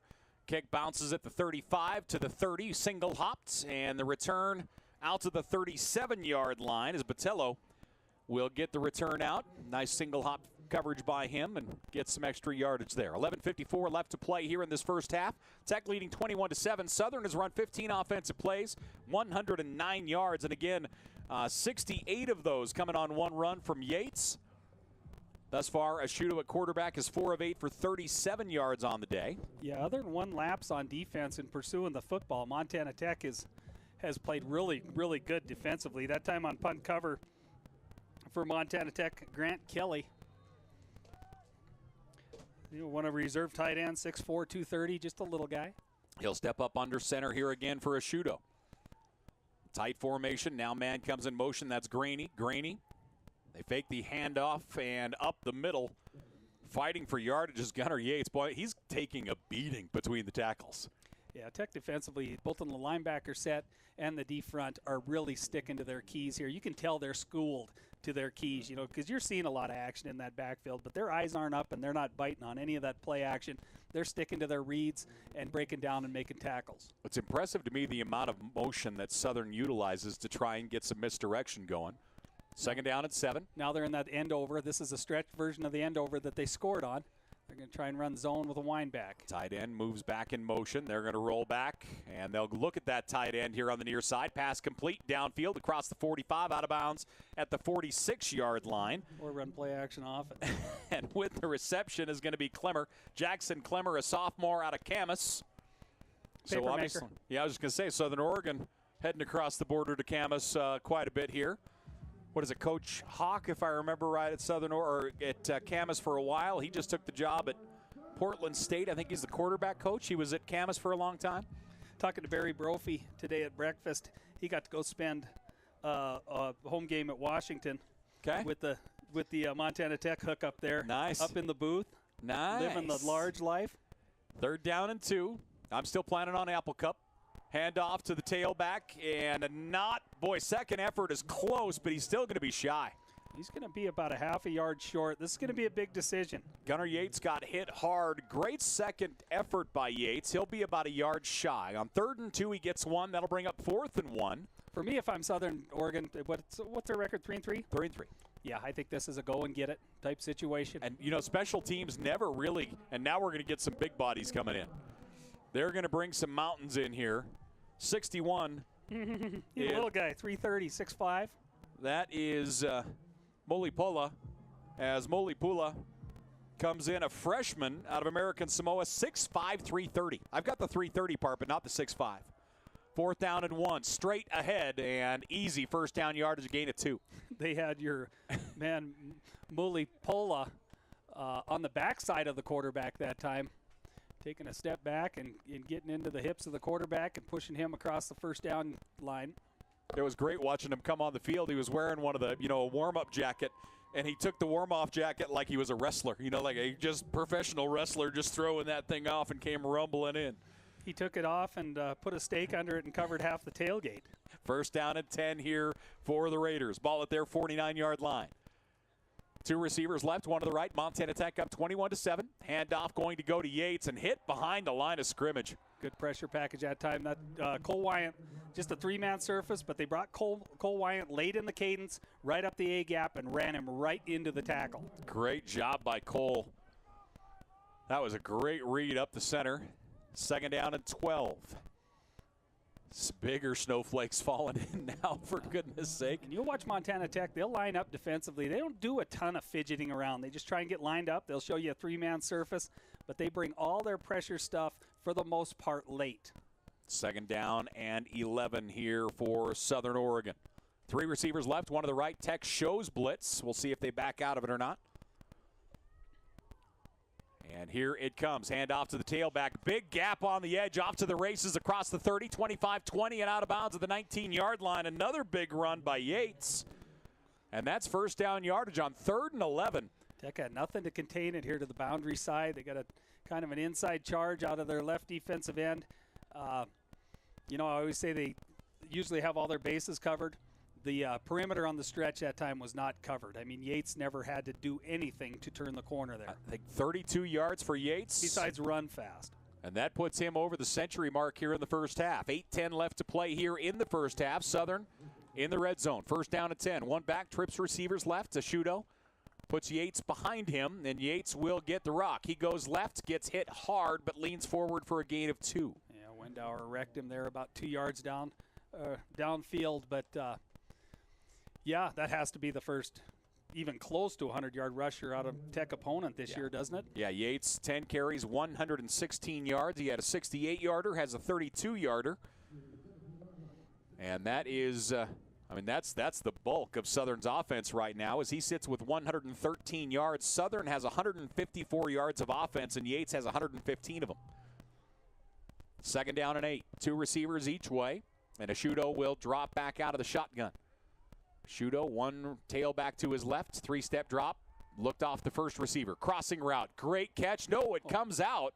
Incomplete pass. Yeah, the slam against the ground coughed that ball up, but it was a great effort. Boy. And almost a really good catch that time out of Christian Graney. And we have a flag down. So the officials over the flag chatting about it. What an effort by Graney. I thought he had it, and boy, the ground just knocked that thing free. Our white hat going to give us the call here. Probably going to get a hold where the flag is, I would assume. Yeah, that certainly would be the assumption, wouldn't it? But anymore, you never know. You know, you get that hands up underneath the face mask, that kind of stuff. Personal foul. Personal foul. Hands to the face. Yeah. Number 90 on the defense. Hand to the face for the Diggs. Half the distance to the goal. Look at you First go. down. I'm on fire. You are absolutely on fire today. Will you pick me numbers for the Powerball if you don't mind? Well, so I can retire? One of our good offensive linemen back when I first started coaching, his name was Mike Castleberry. He's up in Saskatchewan now. But his kid's here, and I saw him in the tailgate, and all I could think of was what Mike Castleberry used to say at the snap of the football at offensive tackle. His first move, he would deliver his outside arm right through the face mask of his opponent. That was before they ever officiated that. Yeah. And that's all I can think of. Whenever I hear Castleberry, I think of just a hard right hand right up underneath the face mask. First and goal here for Southern Oregon after the personal foul. So a fresh set of downs. He was a cheater. I wasn't going to say it. That's Ron Haskett, ladies and gentlemen. First and goal from the 9. Ashudo up under center. One back at home. And the handoff will go to the back. Inside the 5, down to the 3-yard line. Big collision as Cuarte with the carry. So Cuarte is in at tailback. Christian Cuarte, a senior out of California. Good hit that time in space. Cuarte never had, much traffic there. Tried to cut back on Morley there at the 2-yard line, and Morley was able to step up and take on a running back head-to-head, and not give an inch. Cuarte, 5'9", runs really low. He stays in at tailback. Ashudo will step up under center.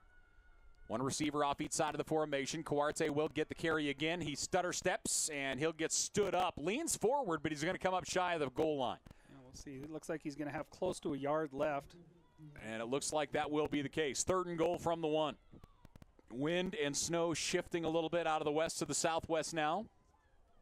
And a big personnel package change here, and our big boy is back in here for Southern Oregon. Along with big snowflakes. Third and goal. Thank you for that. Isn't that lovely? You turned it into like a kid's book. That was wonderful. It looks like Christmas Eve. Here they come up to the line of scrimmage. I formation. Tight end on each side. Ashudo under center. Long snap count and going to the backside. Yates gets hit. Does he get to the goal line? Yes, he does. Yates breaks the plane for the score, and Southern Oregon will put up their second touchdown of the first half. I think he got rocked by Morley, but he stayed on his feet and spun, did a full 360 spin and lunged just across the goal line. That was really well defended by Montana Tech. 5:41 left to play here in the first half. Tech leading 21-13. As Yates will get his second touchdown of the afternoon for Southern. And again, he has been the man today. 119 yards rushing. Southern has 163 yards of total offense, and 119 of those belong to Gunnar Yates.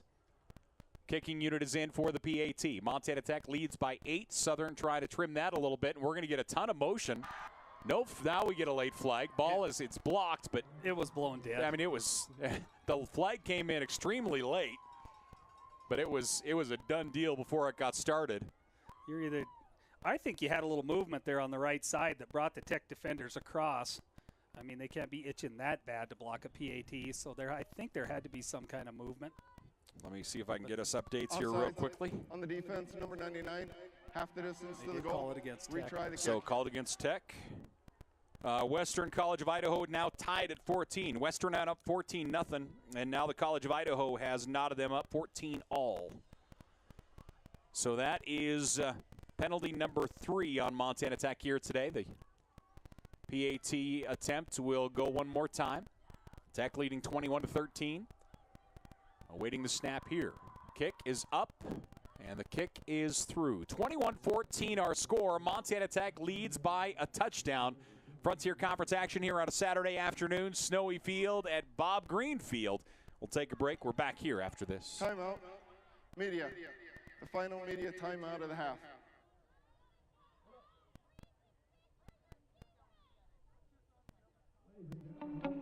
Thank you. This year's Day One Giving event at Montana Tech raised over $323,000 over 2 days from 611 donors. A special shout out to all of our Digger Athletic donors, to the Digger Legacy Fund, where 123 donors provided $55,000 to support our students and grow our programs. Thank you to everyone that was a part of Day One 2022. We can't wait to see what we can do in 2023.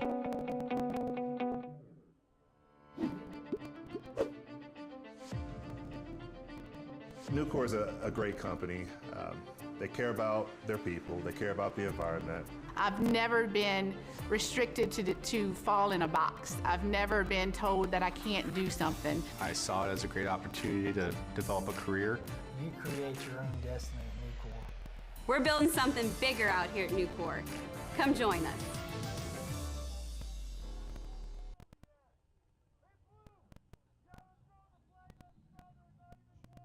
Hey, welcome back here once again. As you can see, we have just a little snow falling here in the mining city. Guess what? It's winter. Are you okay with it yet? We're fall people. Okay. My wife loves the fall, and Yep. I like it too. So it just seems like we don't get much fall around here. No, we don't. Or spring, for that matter. We get August, and we get winter. And we just left August, so it must be winter. Southern getting ready to kick it off. As of right now, Southern has run 25 offensive plays, 163 yards. Montana Tech 23 offensive plays for 237. And I would assume that we'll see Jet Campbell back in at quarterback, but we'll see as we go here. Again, Jet was hurt in game 3, I should say. And he is making his appearance. Kickoff is high. Short. Boy, you can see that visibility certainly affected here. Bobbled there for a moment, picked up across the 15, hand down across the 20, has running room, and gone to the house. No one anywhere near, but there are flags down. This one, Torgerson takes to the house after bobbling it, but it's coming back. Flag back at the 22-yard line. Probably going to get a block in the back here. The officials talking it over with Coach Sampson, and Coach Sampson obviously not happy. You know, they might be calling a crossing wedge here. I saw that. I don't know what the signal is for, you know how you can't do the crossing wedge anymore, but I saw him point at the sideline, you know, his hands to each other like it was some kind of an illegal return. And I think that's exactly what it was. And Coach Sampson's still livid about it. Well, the thing about it is you don't practice that anymore, so, you know, he's probably got a pretty good case. Yeah, I mean, yeah, that's the key of it, honestly, is it is not practice, certainly. So it is called back. Montana Tech will take over. And it should come back to the 11-yard line here. They've already moved the chains. They haven't walked the football back yet. And now they will bring it back to the 11. So the fog is setting in here. We've got the snow coming down. The lights are actually making an impression on the field right now, as the fog, we talked about it this morning, is certainly coming back in here right now. And it feels like Southern has some momentum right now. Yeah, you're exactly right. Montana Tech needs to start by just moving the sticks here one time. Well, at least that's how we used to look at it. You start inside your 20-yard line. Let's concentrate on one first down before we try anything else. Jed Campbell out of the shotgun. Twin tight goes right. One back at home. And Counts will get the carry. Counts trying to find some running room, and there's none there. He'll lean forward somehow and get a yard. It looked like he was going to lose 2 for sure, and somehow Blake Counts will pick up 1 positive yard. That'll bring up 2nd down and 9 here for the Montana Tech offense. A lot of bodies at the line of scrimmage, and you can probably expect that again. I think Southern Oregon knows their best chance at winning this football game is to get a lot of guys close to the football at the snap and, you know, kind of trust your guys, you know, in a lot of man coverage, maybe single high or zero high safety play. But Montana Tech, you just, you know, you got to take some chances here. I mean, you got some guys wide open early. I think you stick with that kind of plan. 2nd down and 9 here for the Digs. 1 back at home. Jet Campbell, his first completion in several weeks. Out to the 20-yard line. Wyatt Alexander will be just shy of the first down marker. Alexander's a load. You know, yeah. I like the idea of just hooking him and Hoffman up out there wide and letting, you know, an undersized corner come up and hit him. I mean, Wyatt Alexander's 6'2", 190 pounds. Doesn't that feel small, truthfully? It feels like he's bigger than that in both respects to me.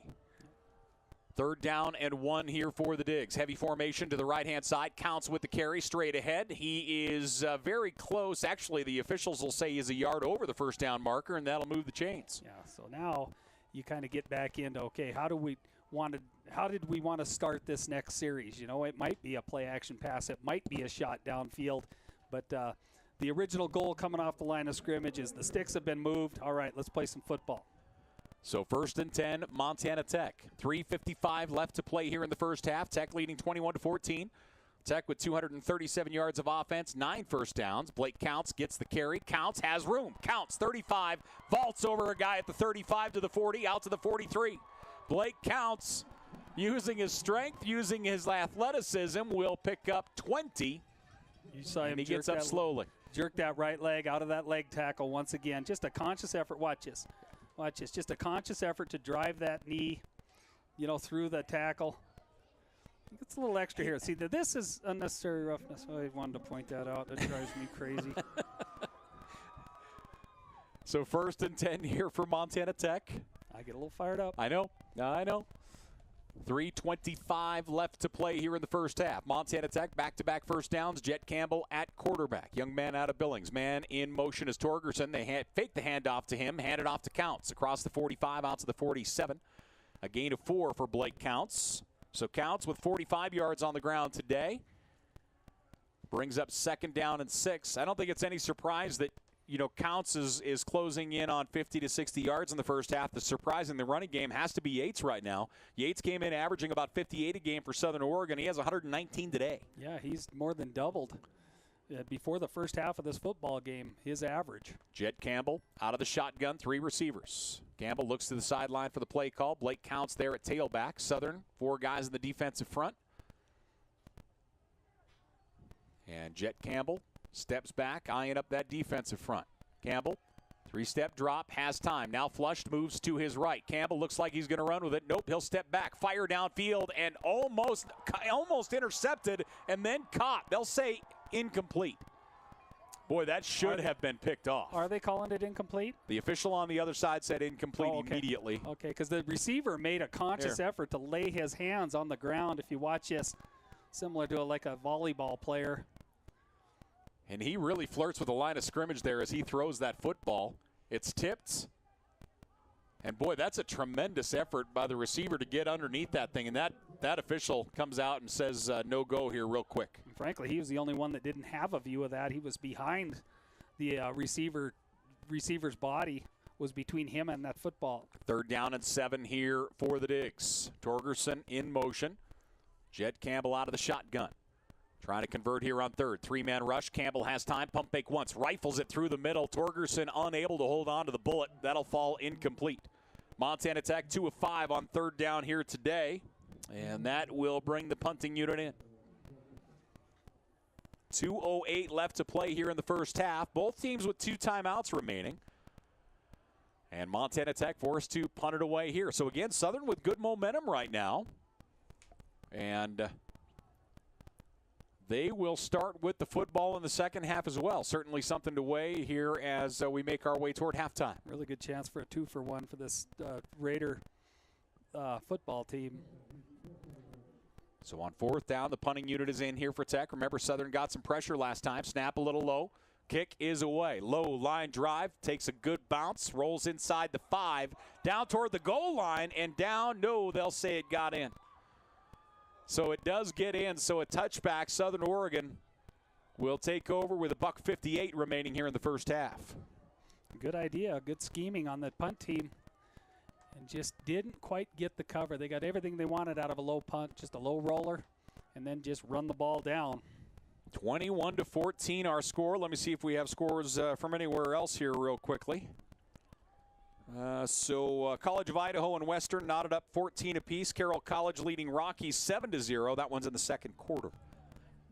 That'll be another hard-hitting football game today. Yes, very much so. Carroll's playing some deceivingly really good football.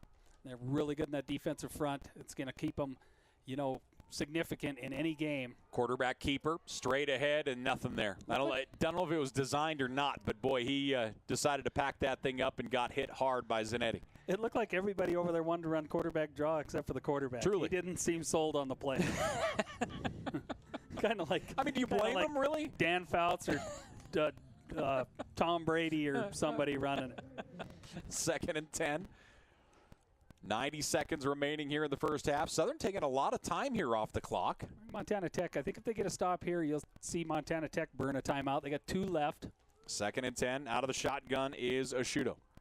Looking right the whole way. Ashudo going to air it up and downfield, overthrown, incomplete. Don't have to take a timeout. So what will the Raiders do here? Will they drop back and throw the football or try and run the ball and get a first down? If they don't force Montana Tech to take a timeout, I'm licking my chops if I'm Montana Tech's offense right now. And the other part of that, again, they had a ton of momentum, and even Ashudo throwing that football did not look comfortable throwing the football that time at all. No, he's getting a little more pressure than, say, the Montana Tech quarterbacks are. He's a little uncomfortable. He gets to about a 2 count in his head, and he's thinking, somebody's going to hit me. 3rd down and 10, Ashudo out of the shotgun. 4 receivers out. Montana Tech presents a 4-man front. The nickel package is in.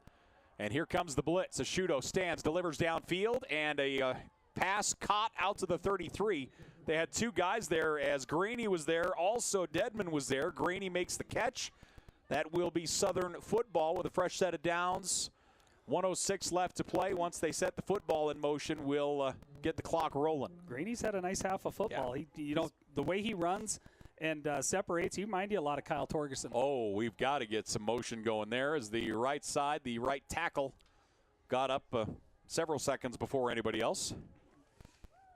As getting up out, Espinoza got up out of his stance, and that will back up the Raiders. Larry Greel getting in there. He was kind of bummed out that play was whistled dead. Boy, he's a guy that it's just great to see on the field. He has dealt with so many injuries. I mean, for years, he has just been beat up. Young man from down the road to Helena. Capital guy, wasn't he? So he's happy with the outcome last night. On the offense. Did Capital win? Yep, Capital got the win. Low scoring affair. Instead of a 10-second runoff. So Capital, the 1 seed out of the Western AA. Helena High, the 2 seed. And we're going to get a timeout on the field. 59 seconds remaining in this first half. Montana Tech leading 21-14. Who took the timeout? Them? Must have been I assume it was them. Interesting first half. That's only the 2nd penalty against Southern Oregon here in the first half. The difference in the game so far has been Montana Tech's block punt for a touchdown. Both teams offensively have put it in the end zone a couple times, but Southern Oregon, their 2nd touchdown took advantage of a Montana Tech turnover and completed a drive. Tech's getting good pressure on Ashudo, and normally he's averaging about 260, 270 yards a game through the air. Yeah, and right now they've been bailed out by the running game. Southern has run the ball with a couple of big explosive plays. Yeah, Tech's as good as they can with the 3-man rush right now. They got Trumbull at right end, James Newby at left end, and Greel in the middle. First down and 15 here for Southern Oregon. 59 seconds remaining in the first half. Tech showing blitz up the middle. Here it comes. Ashudo stands, steps up. He gets hit as he throws it, and it's going to be picked off. Intercepted at 30, 25. Cut back on the right side. 20, 15, 10. To the house. Montana Tech with a touchdown. That's Windauer on the tip ball. A great scheme. They rushed 3 and ran a little game with it looked like Wyant circling around to get in the quarterback's face. They got a piece of Ashudo just as he released that ball floated. Windauer just, he looked it in. Did you watch him? He just looked it in. He knew he had all the space in the world, just had to catch the ball. Montana Tech with 2 offensive touchdowns, a special team touchdown, and a defensive touchdown in the first half of this football game. Just disastrous for Southern Oregon's offense. That is the last thing, the absolute last thing you wanted to see happen going into the half. Well, and like you said, they had a chance for a twofer. If you score a touchdown, you get the football to start the second half, and you score there. All of a sudden, the football game is completely changed. And now with the PAT, Montana Tech doubles up Southern Oregon. They go up 28-14 with a defensive touchdown. That is a monster play. So again, Montana Tech has 2 offensive touchdowns, 1 special team touchdown, and a defensive touchdown in this football game. It must have been Keyshawn James Newby that got a piece of the quarterback. They're all over him on the sideline there. Had such a great football year, and he's just a nightmare to run offense against. He got into that quarterback, created that turnover, and Windauer was the beneficiary. 28-14 our score. Montana Tech with the lead. Big time play. The snow is starting to taper off for a moment. We'll see if that holds. Trumbull's down there saying, hey, I scored my touchdown this year on offense.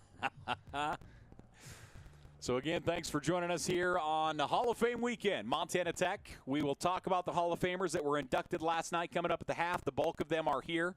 I would assume there were some late nights last night for a lot of the individuals, so we'll see how they look out on the field here at halftime.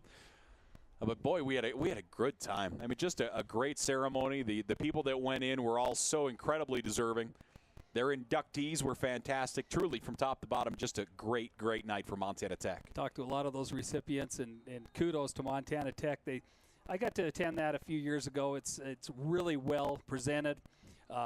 Makes it a real special moment, and they just loved it. They thought it was just a great event, start to finish, and so kudos to Montana Tech for not just doing it, but doing it right. So the kicking unit is in here for the Digs. They lead 28-14. Approaching, and the kick is away. End over end deep. It will be returnable starting at the 3-yard line, moving to the right. 10, 15, 20, and a gap again across the 30 out to the 33. Southern has really gotten some nice returns in the kicking game, and that's something we haven't seen to this point in the year. Montana Tech special teams have been fantastic, and Southern is getting good yardage. Kickoff return came to play for the Raiders today.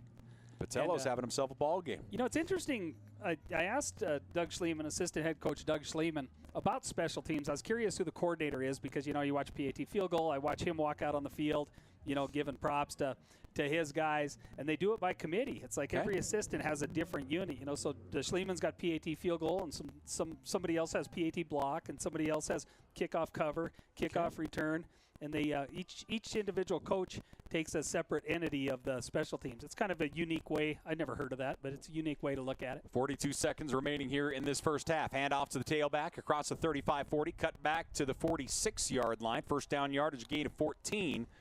As that one will go to Chiarde.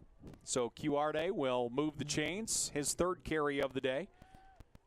Now Southern Oregon's in business, close to midfield with a half a minute left. Hand off to Chiarde, and he'll get hit behind the line of scrimmage this time. That's going to be a loss of 4. There's Tech saying, oh, you think you're going to run it. That's Wyant in there along with Keyshawn James Newby in the backfield. Another tackle for loss. Looks like the Raiders are going to burn a timeout. Their final timeout of the first half. Montana Tech leading 28-14. Thanks for everybody joining us throughout Butte, throughout Montana, and throughout the country as Oredigger football here from the campus of Montana Tech. The Digs are on the road at Rocky next week. I mean, I was going to say it's a huge game, but every game from this point forward is a huge game. There's no two ways about it. So make sure to get ready for that one next Saturday. Then they'll come home for Senior Day, and I know your favorite day of the year, far and away. Senior Day. Senior Day here, as that will be Western. So the Bulldogs will be here for Senior Day 2 weeks' time, and then Montana Tech will wrap up the regular season at Northern in their new facility. And that will be the regular season. Curious to see what Montana Tech does here. They're lining up they got a 4-man front, something you don't see real often out of this Tech defense. So they're probably going to sit in coverage, quarters coverage, and just rush with 4. 2nd down and 12. Ashudo dropping back, now flushed out of the pocket, looking downfield. Ashudo's going to run with it. And he'll angle to the sidelines, get pushed out at the 50. Clock down to 13 seconds. Good job by Washington. He's in, quarters. He's in kind of a zone man-type coverage there out on the right side, but he got out of coverage and got up to force the Shudo out of bounds short of the first down marker. Plus that play ate up a lot of time, only 13 seconds left in the half. We'll give you the rundown of the other scores and more here as we make our way toward the half. Southern up to the line of scrimmage. Out of the shotgun, Ashudo. Ashudo looking to his right, airs it up, out route to the sidelines, caught down to the Montana Tech 39-yard line with that reception is Goggin. 6 more seconds off the clock, down close to the 40, not really in field goal range, so we'll see if they try and, I don't know. Maybe I was going to say 7 seconds. What do you have in the playbook for 7 seconds usually in an offense? Well, because you're looking at, I'm going to run somebody down the middle of the football field, okay? I'm going to run somebody there and see what the defense gives me, okay? If I get my guy against your guy, the lone side safety, I'm going to take that shot. But at the same motion, quarters coverage is susceptible to sideline stuff. So I'll have somebody, a security blanket out here, and I got to do something in 6 seconds. So I can look downfield and maybe go to an out route. Bomber packages in, 5 receivers here for Ashudo, 4-man pressure coming. Ashudo in trouble, throws downfield into double coverage, almost picked off at the 5. Almost intercepted downfield. That is down to 2 seconds here for Southern, so you don't get any movement upfield, so field goal is out of the equation. Yeah, that looks like Angel Sanchez back there. Is that Angel or Naoki? I honestly can't tell from here, to be completely honest. It's either a 0 or a 9. But anyway, in good position, stayed on top, stayed at safety. So, number 1 rule, stay as deep as the deepest, and he was. And the only one able, that's Angel Sanchez, only one there to make a play on that football. I got to watch him walk for a second because Angel's just a little bow-legged. And then I'm looking, all right, so I'm like, Angel's got the pink on his right calf. 2nd down and 10. 2 receivers left. And now Montana Tech is going to call a timeout. So the Digs will have 1 timeout remaining. Tech. Coach Sampson, Coach Williams both come out to chat about coverage a little bit. Now they separate into their crews. You're going to talk to them about a couple things here. Stay as deep as the deepest. Allow yourself to make a play on the ball. Don't pass interfere. They're looking for 2 things here. Some kind of a miracle or a pass interference. So they're talking to them to remind them, just don't get there early. Anything short of the goal line, accept it and tackle it. So 2nd and 10 here for Southern Oregon, but really it just boils down to 2 seconds remaining here in the first half. Ball at the 40-yard line of Montana Tech. Again, they are not in field goal range, so the offense stays out here. Always one of the fastest receiving units in the Frontier Conference, period. So you've got to respect speed out of Southern Oregon, certainly. I tell you, I respected the speed. The second I saw Yates get out in the open field. He was gone. It's not too often you see a running back leave the field, in their dust like he did. I think I go back to someone like Saraceni, of course. Yep. But usually someone will either be gaining on him or getting an angle on him. Here we go, 2nd down and 10. Ashudo out of the shotgun. 3 receivers split to the wide side of the field. 1 back at home. Montana Tech will rush 3. Ashudo steps up. He gets hit as he throws. Tech gets pressure with a 3-man rush, and James Newby will take him to the ground as the time expires. I tell you, he got Ashudo in the side, and Ashudo was a little slow to get up. That one hurt. So 28-14 our score. Montana Tech with the lead after 30 minutes of football. We have numbers to pass along. We have Hall of Fame members to pass along and a whole lot more as we're here at Bob Green Field. Frontier Conference football here with Montana Tech. We're back after this.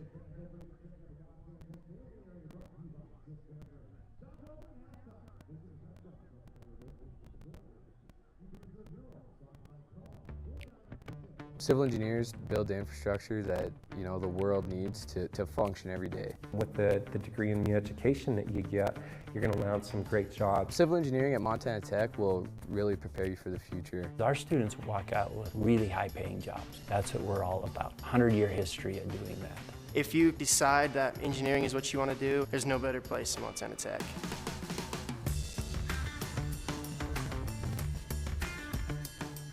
It's amazing to me that we have 6 kids in this family that grew up on a farm, small ranch. We all turned out to be engineers. My great-grandparents, all of their children attended Tech and graduated with degrees. Montana Tech, it felt more like a family, and they really wanted me to come and be a part of it. Very rare you'll see a family of 6 engineers and married to engineers. So there's a bloodline there that's pretty rare. Montana Tech is my family's solution.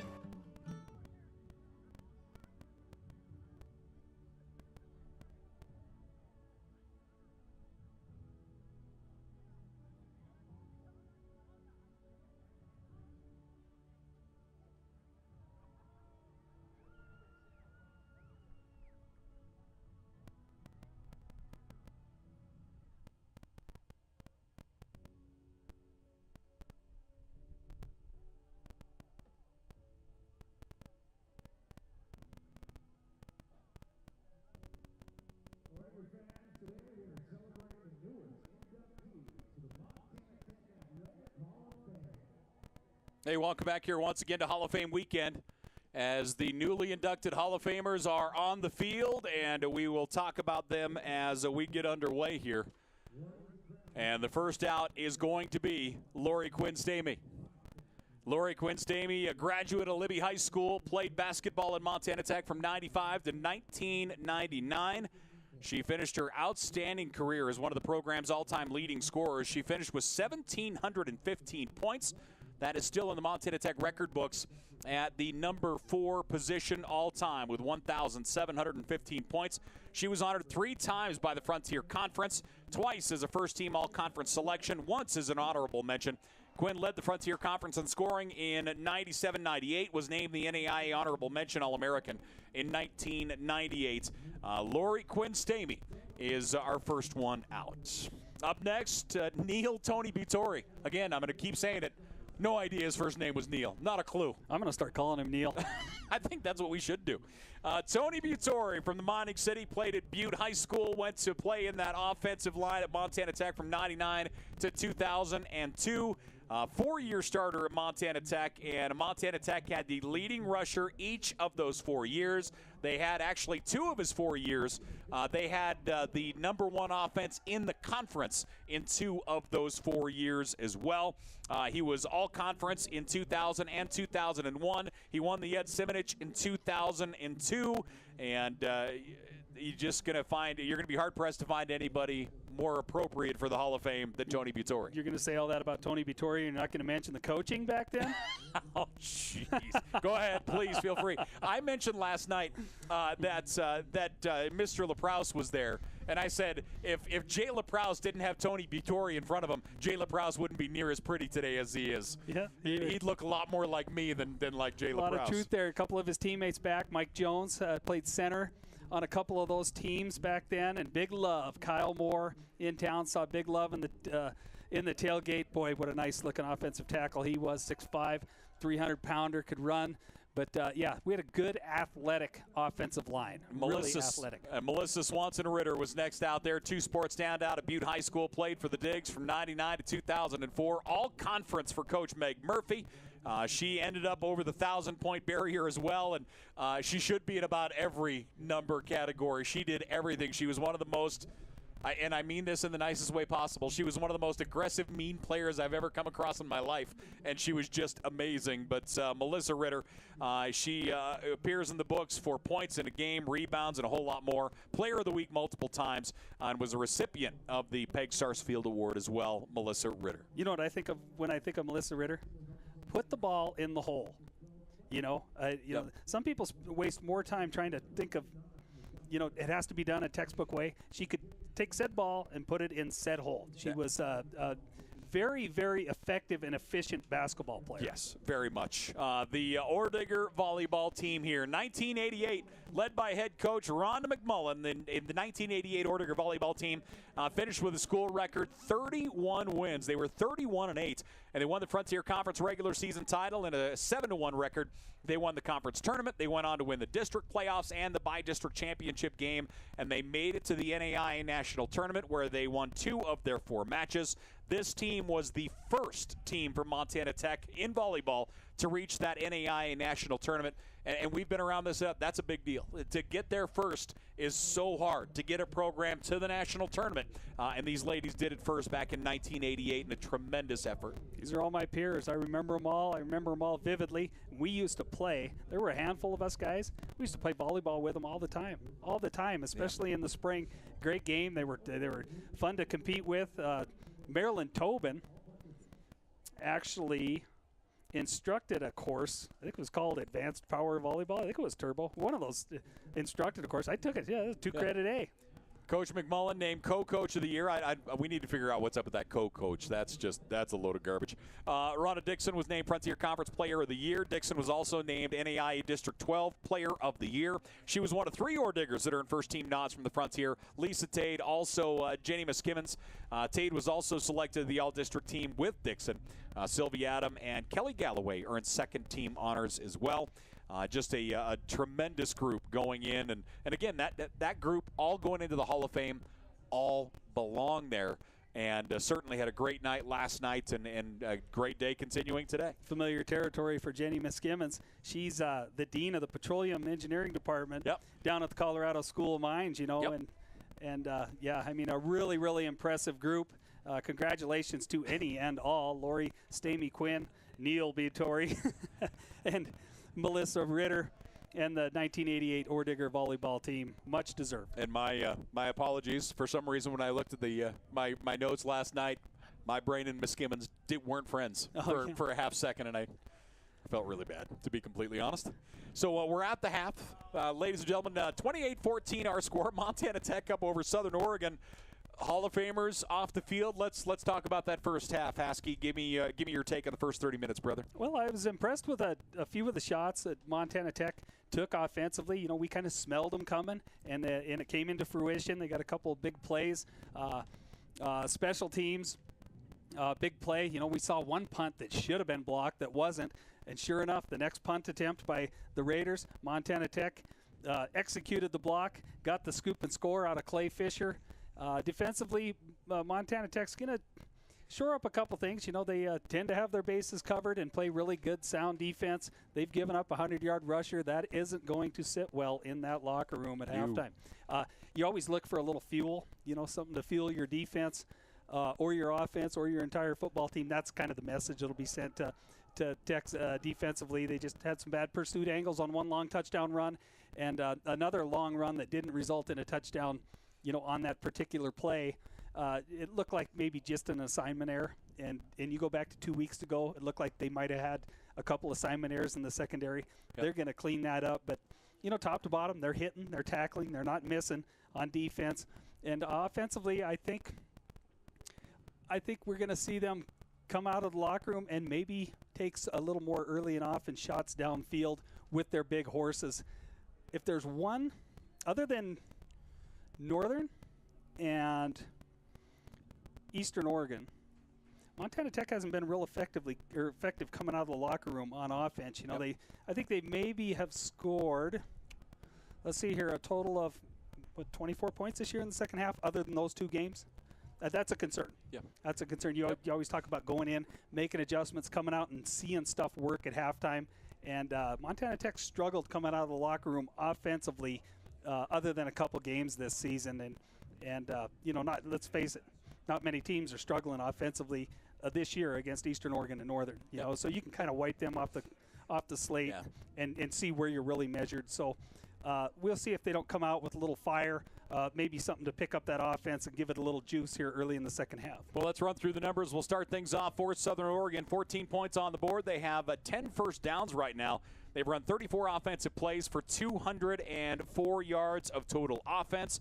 Ashudo is 7 of 14 through the air.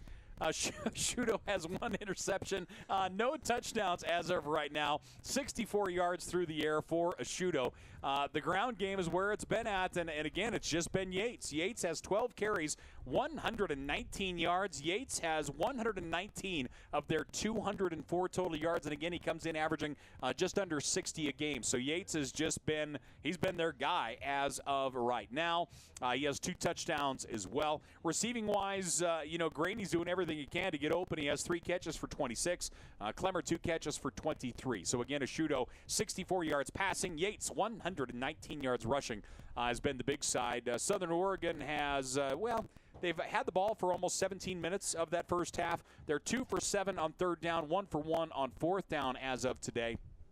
And really, that is kind of where it stands number-wise for Southern Oregon. Yeah, Southern Oregon offensively, they're in that locker room saying, guys, we've executed a couple times. Yep. We can block them. Now, maybe that is the case and maybe it isn't the case, but you've got to sell that point. You've got to tell them, when we executed, we've moved the football. We've exploited them, a couple big runs. You've got to sell that, execute, execute, execute. Keep pat on pat. Stay on your feet. Give that running back a chance, and that's the message you're sending, because if you're just going to try and sit back and throw the ball against this Tech defense, you're going to run into some trouble. James Newby and Trumbull are tough to pass block for 2.5 seconds. Yeah. And then up the middle, Zanetta, Greel, they make noise in there, and they're always plugging, looping, or playing games with one of those inside linebackers, or they're bringing a safety down, So you just have to be more effective and consistent, because you can see they want to run the football. They're running too much motion, misdirection, and all that stuff in an attempt to run the football. You've just got to get yourself in more manageable yardage so the ears of the defense aren't pinned back. They're playing a little more careful. That might be that little bit of careful play might be the edge your offensive lineman needs to stay in front of a James Newby or Trumbull or Zanetta. So that's the sell in the locker room. I think you go in pretty fired up. And pretty happy with your play. You're just barking consistency. Let's do it more play after play. On the other side for Montana Tech, 29 offensive plays. They've gone for 273 yards as of right now. 11 first downs for the Digs. Blake Thielen was 8 of 13 in the first quarter. Thielen threw for 202 yards. Jed Campbell played the second quarter. He was 1 of 4 for 8 yards. And that's going to be the other question mark for me. Were they giving them quarter each, or will we see Thielen again? Will Jet stay in the third? It'll be interesting to see what we see there. I did see both quarterbacks again. Thielen the entire first quarter, Campbell the entire second quarter. Running the football, Blake counts 9 carries, 68 yards for him. Winterburn has 2 carries for 9. Receiving-wise, Hoffman 2 catches, 70 yards. Logan Kennedy 1 for 64. Those 2 guys each have a touchdown. Torgerson 2 catches for 41. Alexander 3 for 25. And Blake counts out of the backfield 1 for 10. If that's the case and that's my offense, I think I come back with Blake Thielen, and here's the reason. I don't want his last play, even if he's my backup quarterback or a number 2 on the depth chart, I don't want his last play today to be a sack for a fumble. I don't want to see that. Yeah. You know what I mean? Yep. I want to go back out with him, let him run some offense, maybe make a completion or 2, or throw a ball downfield and gain some confidence back. Well, and no matter what kind of individual it is, I don't care what you think of his intelligence or anything, even if he came into the ball game knowing that Jet Campbell was going to start quarter number 2, if his last play is a fumble, that's going to fester. I mean, that's a tremendous point and one I would not have thought of. But that is a great point here, and we'll see how that affects here in the second half. And the sack, the sack could be a little bit on his shoulders or maybe not. But the fumble, when you cough up the ball, you're not pointing the finger at anybody but yourself, regardless of what happened or how it happened. If you get blindsided, your first thought as a football player should be, I should have held on to that football. So you don't want that to stick in his head. I would come back with him and give him a series to kind of gain a little confidence back or something like that. Let's see what we have here around the Frontier Conference. Carroll College leading Rocky 14-0 at the half. Let's see here also, of course, here at the half, 28-14, Montana Tech over Southern Oregon at the half. College of Idaho leading Western 20-14. And Northern and Eastern are just getting underway out to LeGrand. The lack of offensive consistency out of Western's got to be driving that staff nuts. Especially after the last couple of years. Yeah, I mean, they have been juggernauts. Right. Yeah, and that's it. You bring back an experienced quarterback, an experienced bunch. The last thing you want to do is struggle series to series. Look at the size of the fire over there in the tailgate. Holy moly! Oh, that's the Portal Rum people. The distillery in Kalispell. I stood over there and warmed up a couple times. Yeah, they got a nice blaze going over there. Okay. Ladies and gentlemen, we're at the half. Montana Tech leading 28-14 over the Raiders of Southern Oregon here with Montana Tech. Light snow here through the valley. We'll take a break. We'll get you ready for the second half and more after this.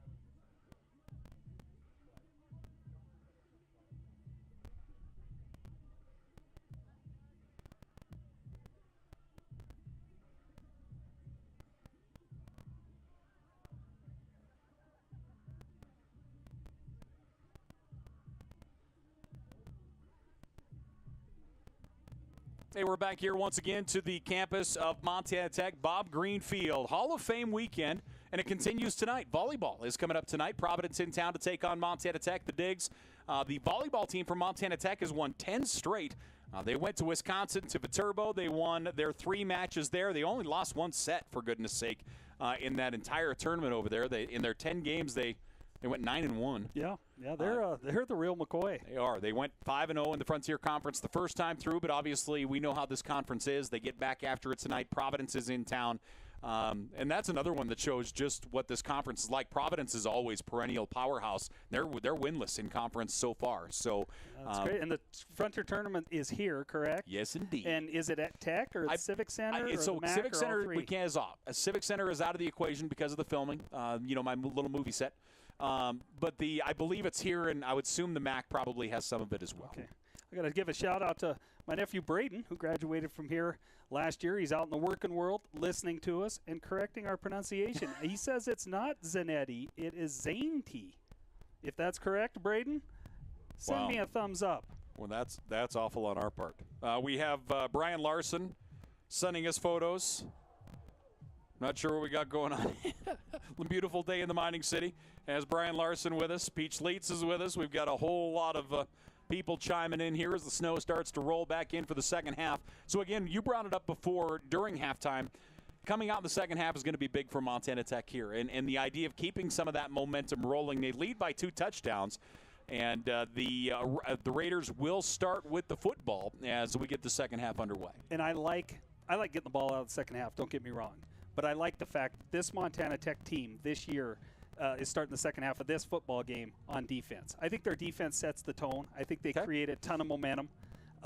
They go in and adjust really well to any adjustments. They haven't had to make many adjustments. Let's be frank. I haven't seen where they had to really go into a locker room and say, boy, they're killing us here, they're killing us here. So I want that unit that's kind of really led this team, in my opinion, this year out on the field. Maybe get a quick 3 and out, get a little momentum for that next series of downs by my offense. Sorry, as you were talking, I was watching Coach Kyle Sampson with his quarterbacks. They were both kind of running drop-back drills, both Blake Thielen at Jed Campbell. So we'll see who does start here in this third quarter.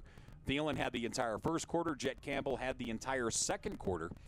So we will see the difference here. On the other side for the Raiders, again, Ashudo has had, especially the last couple weeks, he's been throwing the football well, but right now he's having a tough time getting rid of the football. 64 yards passing. And we talked about it in pregame. Tech's secondary is playing well, but the defensive front is getting Ashudo and getting to him, getting him pressure. And we did see the pressure is starting to wear on him. You can see him trying to get rid of the football real quick, especially as that second quarter went on. He's in a trap that I used to get in, like when I was helping run an offense at Montana Tech and design plays. I didn't do enough stuff consistently where the ball comes out sooner. I think that's what they have to do with him, because you can see when he's on balance and throwing, he throws a great football. Yeah, I mean, he is throwing a nice tight spiral. Mm-hmm. He's on target, but he's not getting enough time to sit there for 2.5, 3 seconds to wait for deep corner routes, to wait for deep posts or deep cross, dig routes, that kind of stuff. They got to chip with him a little more on just it's all out of the shotgun, just 1-2 step drop stuff, and see if they can't spring, some quick outs, some stop routes, stick routes in the middle, that kind of thing. I would try and speed up his delivery by a second, and I think you would get him more on balance and more comfortable. And the interesting thing as well in that first half, we saw a lot of rollout pass with him coming off the play action. He'd fake the handoff and he'd roll out, but he always rolled out to the power side of his throwing motion. He never did roll out where he'd have to throw the football across his body at all, and maybe that could be a chance for them to get him a little bit open. The fact that he always went to the strong side of his body, if you get him the other side, that might give him a half second of breathing room, because it feels like Tech is really keying on that in the first half. That's the case with most of them, too. Yeah. I mean, it's a comfort thing. I can think of 2 quarterbacks in my history that didn't mind rolling to the left, and mainly because they were both really good threats to run. Eric Jacobson, who was just a textbook sound delivery guy. He knew how to get his shoulders parallel to the line of scrimmage and deliver a football. And then Jensen, because Jensen knew if he couldn't go out there and find an open guy, he turned into a tailback right away. Yeah. So those are 2 guys that were real comfortable rolling to the left. But you're right. It seemed like all his boot action so far has been to his favorable side. The other one, and I think because he could do everything at quarterback position with Southern Oregon here, obviously the big one being Austin Dodge. I mean, he could throw the football, it felt like, with either hand and however he wanted to, for goodness sake. I would say this, to date myself and go back to this 88 time, I would also say Rocky Seal, but it always seemed like he was just running for his life anyway. And anytime I see him, it still feels like he's still running for his life. Well, that's why he stays in such great shape. So Tech will kick off here to Southern, and the Raiders will start with the football, and I'll start with the touchback, because that one will not come out of the end zone. So second half officially underway. Montana Tech up 28-14 again. Real quickly, Southern ran 34 offensive plays for 204 yards. Montana Tech 29 offensive plays for 273. Blake Counts had a great first half, 9 carries, 68 yards, only to be outdone by Yates, and the other side wearing red with 12 carries, 119 yards. And the Raider defense, they have to applaud that second quarter they played. Montana Tech had well over 200 yards in that first quarter, and to end the half with only 270 yards, Raiders really had to feel like they won that second quarter. Honestly, both teams kind of stalled out in the second quarter. A little more defensive pressure in that second quarter. First down and 10 Raiders. Ashudo under center again. Heavy formation to his right. Ashudo, handoff going to go to the tailback, and they run behind that heavy again. Big hit delivered out to the 30-yard line. A gain of 5 that time by Yates. Really well blocked up front that time by the Raider front. Montana Tech needed a good fill out of the far side safety. That time is that, Whitcomb. Yeah. I think, is that 40 or 49 out there? I can't tell. Looks like 49. Yeah, 49. Looks like Cade Wilcox. Yeah. So 2nd and 5 here for the Raiders. They'll spread it out. Ashudo looks like they'll run that heavy formation to the left side of here. And look, that's a lot of bodies off to the left there of the quarterback. Man comes in motion away from it. Deep pitch behind it. And finding a gap and off to the races is Yates. Yates, midfield, 40, 35, 30. An angle, Yates, 15, 10. Touchdown, Southern Oregon. Gunnar Yates again.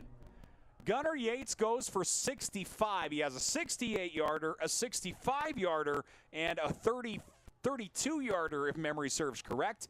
As Yates now up near 200 yards rushing, he has 3 touchdowns. Yeah, they got Montana Tech spread out pretty thin. They got hat on hat in the perimeter. He just had to make one cut up. They ran the wide receiver. They ran Graney across the set and ran one defender out of there.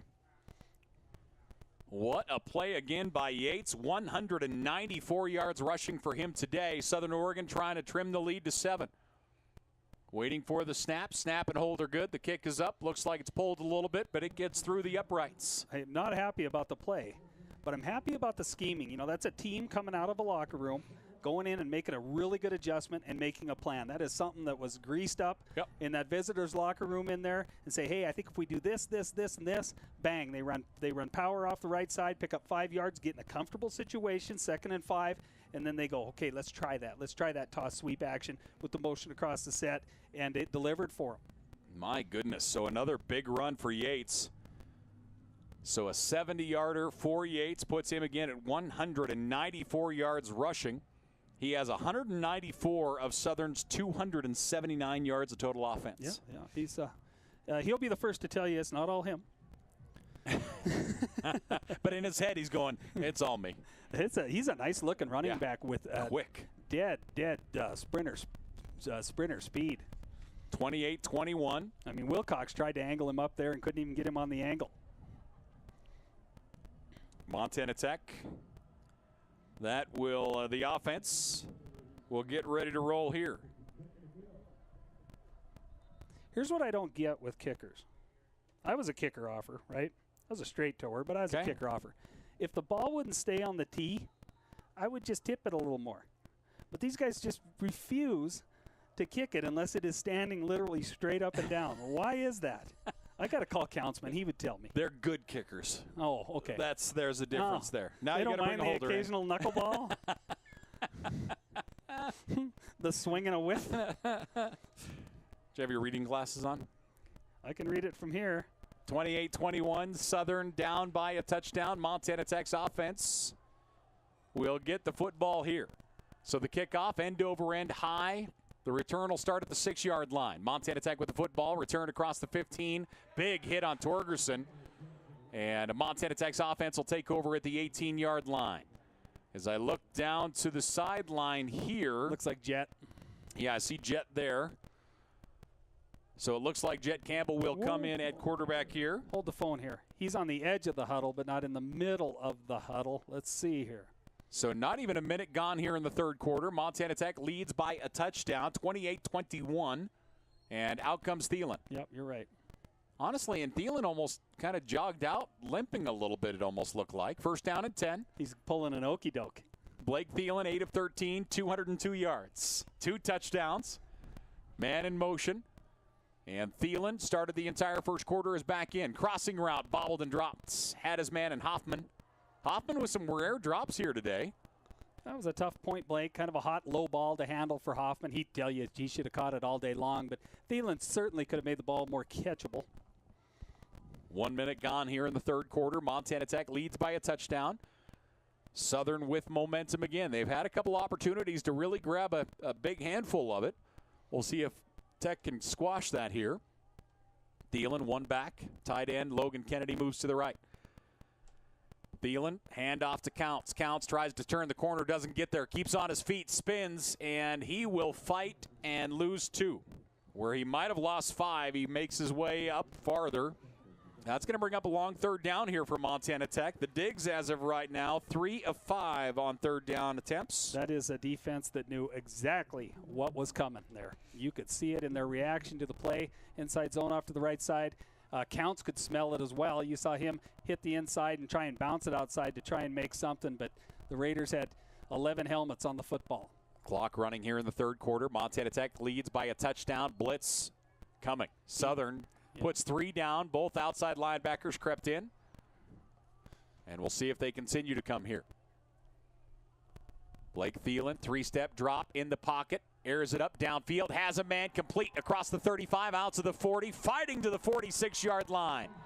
Great pitch and catch that time. Threw it in traffic. Torgerson hauls it in. That'll move the chains for Montana Tech in a big way out to their 46-yard line. That's good execution. And first and foremost, 5-man rush. That offensive front kept Thielen comfortable. Deep dig route. And we see Montana Tech all the time. Third and long. Where are they going? Inside slot to Torgerson. They tried to bracket him, but you got to credit Torgerson. He got into his break, ran away from the defender, and gave his quarterback a window. Torgerson, his third catch of the afternoon, moves the chains here for Montana Tech. 13 minutes left to play here in the third. And again, Thielen, as he's just kind of walking, looks like he is limping a little bit. First down and 10 at the 46-yard line on the Digger side of midfield.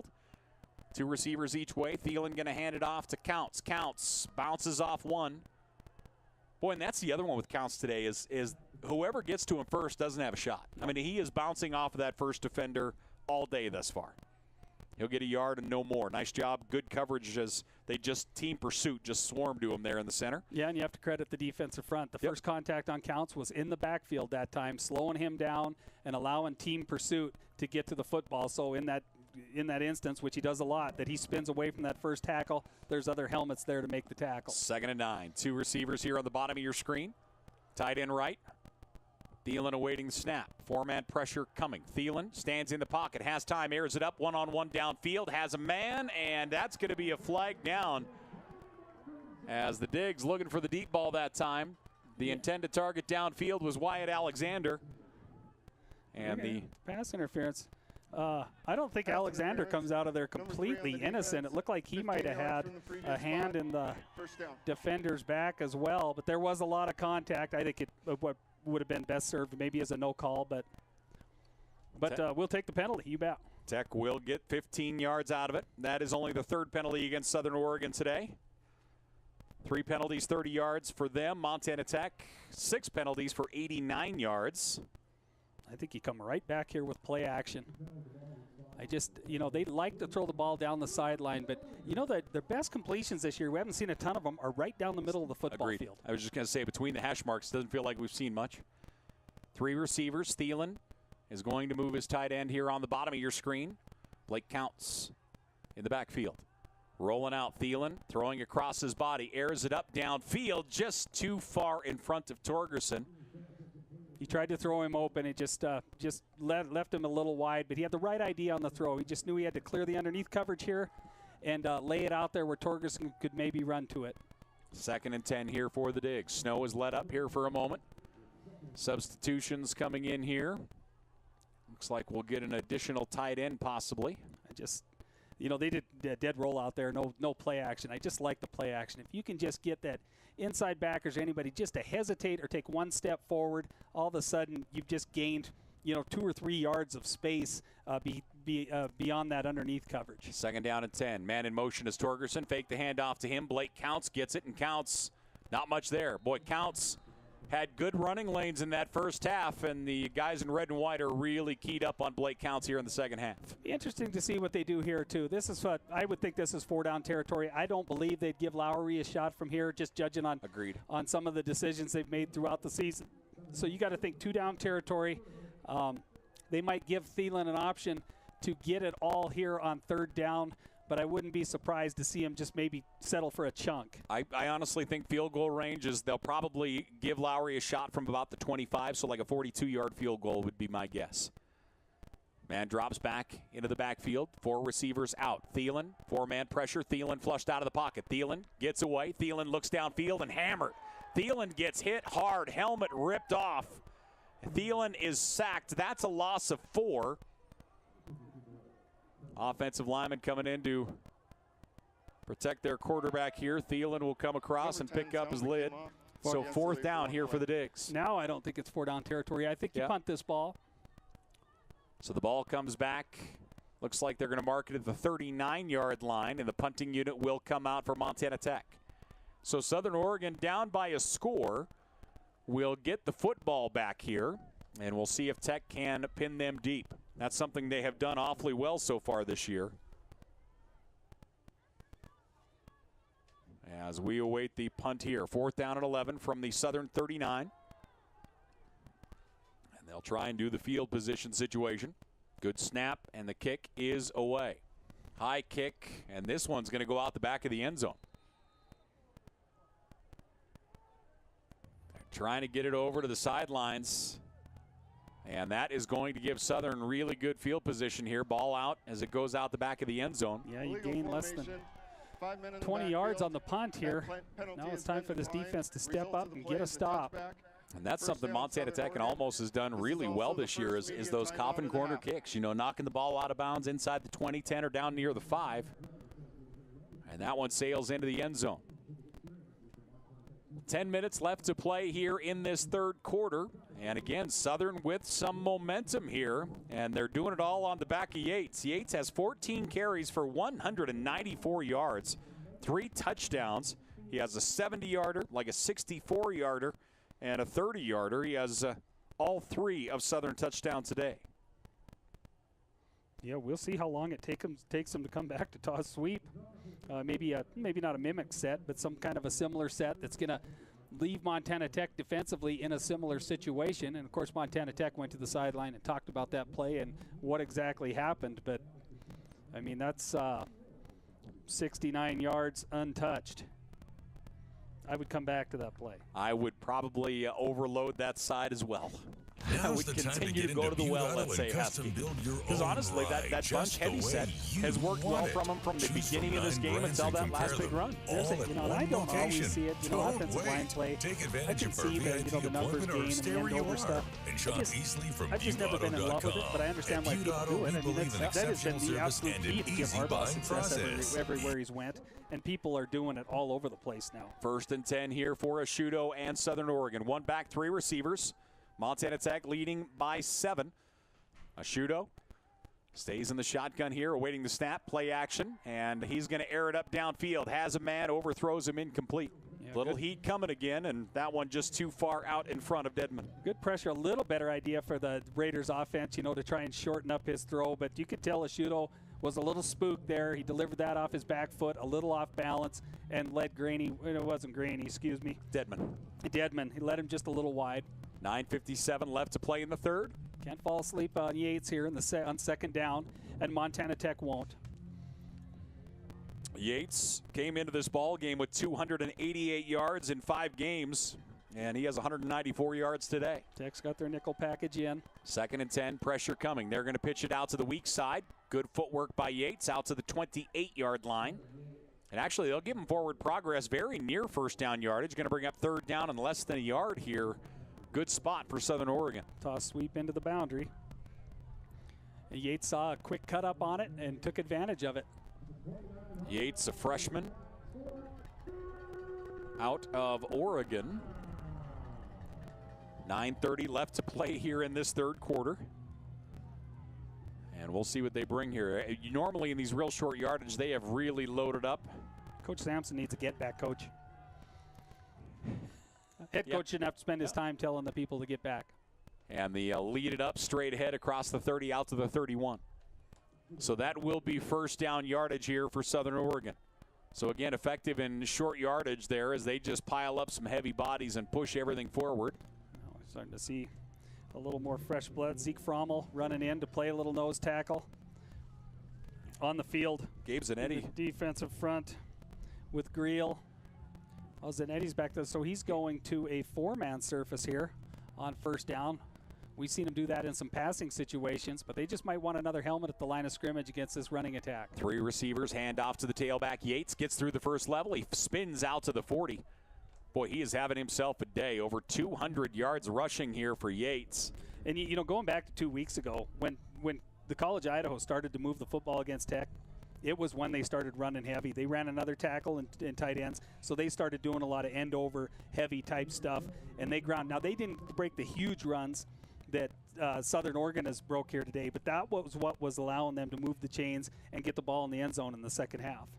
Yeah, I mean, even here, I mean, you're not busting 70 yards, but his last 2 runs have been 8 or 9 yards each. I mean, right. there isn't a day of the week you're not going to take that to the bank. They're in here in the coach's booth over here saying, we're going to just do this until they stop it because, 5 to 8 yards of crack is good living. 2nd and 1, and they try the pass on the backside, and Montana Tech blows it up. Yeah, they brought Harmer again, safety blitz. He got up into the face. They tried to run a little boot action that time, and Harmer had it contained. Montana Tech with a pair of guys in the backfield instantly. That'll bring up 3rd down and 1 here, and again, they bring in some big bodies here for Southern Oregon. This one much closer to 3rd and 1 than 3rd and less than 1. You got to stick to your assignments, know your man assignments here. It's bound to happen. You know, they're going to run a little play action out of this heavy set. Every team does it, and you've got to be ready for it. 3rd down and 1 here for Southern. They'll stack up the I formation. Ashuto under center. Montana Tech 7 on the line of scrimmage. Handoff to Yates. Bounces off of one defender. Gets to the edge. Yates will get across the 40. His helmet comes off, but it looks as though he will fall right at the first down marker. Great effort by Yates. He is dead to rights off the left side. Dead to rights. Stayed on his feet. Spun out of there. And was able to just fight and scratch and claw for the first down. Now he's got to come out of the game. His helmet's off. So Yates with the helmet coming off does have to come out for a play here. We do have an injured player down for Southern. 7:44 left to play here in this third quarter. Frontier Conference action here on a Saturday. Let's see if we have... looks like no updated scores. Carroll leading Rocky 14-0 at the half. College of Idaho leading Western 20-14 at the half. Let's see what we have here. 1st and 10 for Southern Oregon. They do get a fresh set of downs. Injured player is helped up, and he will go to the sideline under his own power. Good to see that. That's Hunter Geisler, 6'4", 285-pound sophomore out of Haley, Idaho. Nice to see him get up and walk off without a noticeable limp or anything like that. So he'll head over to the sidelines. They'll give him a coat to warm up a little bit.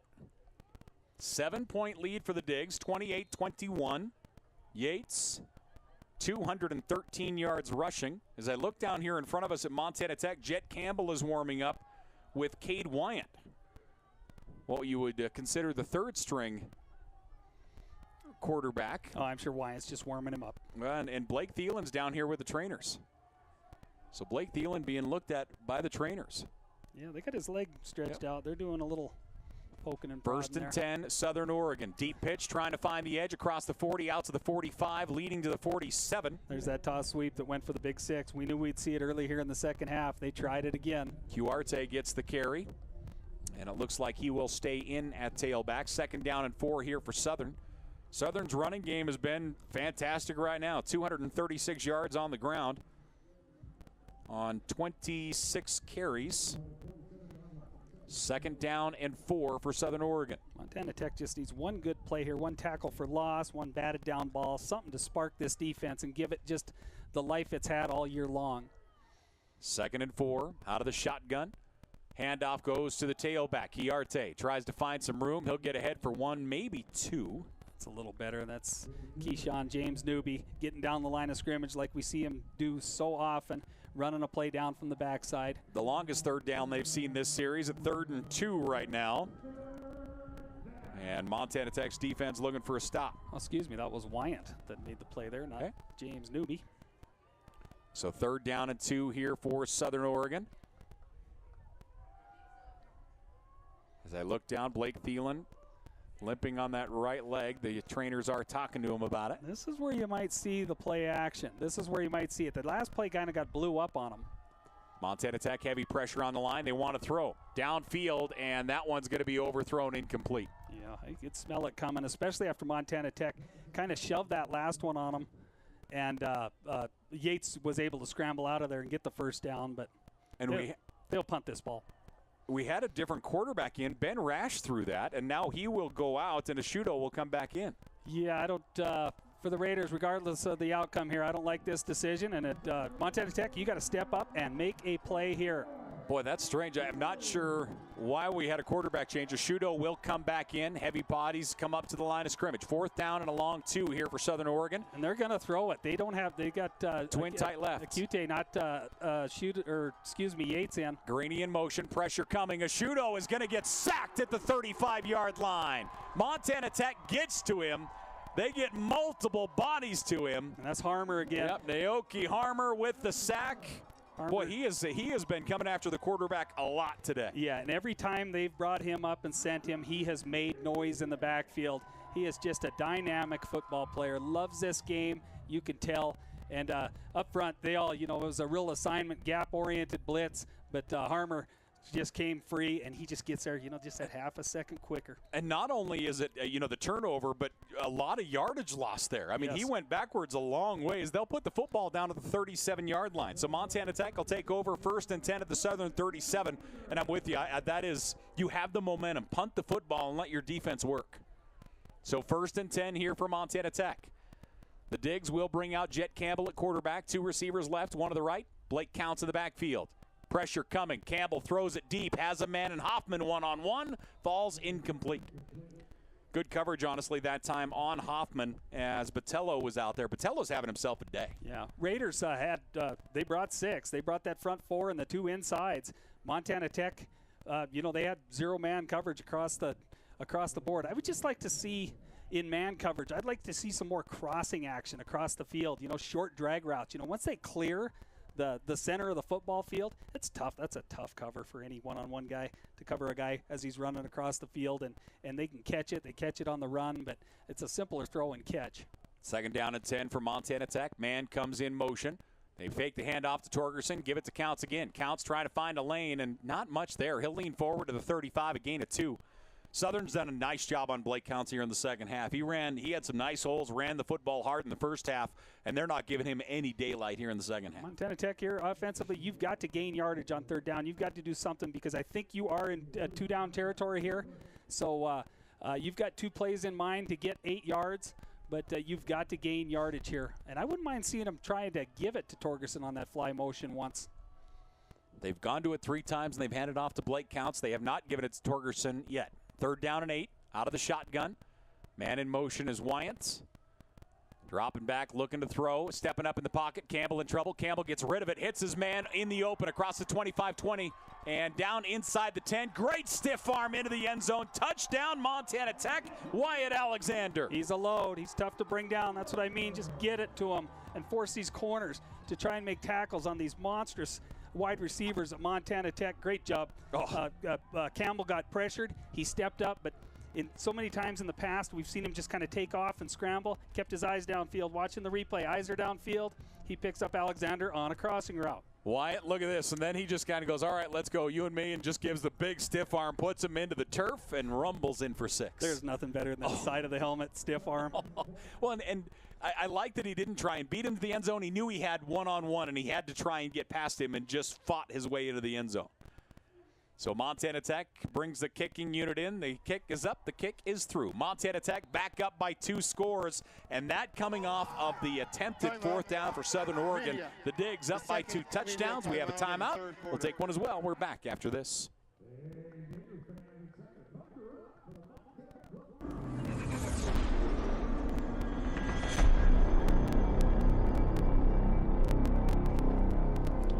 Montana Tech is a place for opportunity and innovation, where determined doers thrive. Montana Tech Athletics is committed to providing transformative experiences for our students while striving for excellence across all programs. Our goal is to enrich and expand our programs and facilities while delivering the one-on-one attention and family environment that's a hallmark for Montana Tech. As we look forward, we're excited to embrace growth and are driven to provide a championship experience for our student athletes, our campus, our fans, and our Butte community. We have a vision for the future of Montana Tech Athletics and cannot wait to share more throughout the season.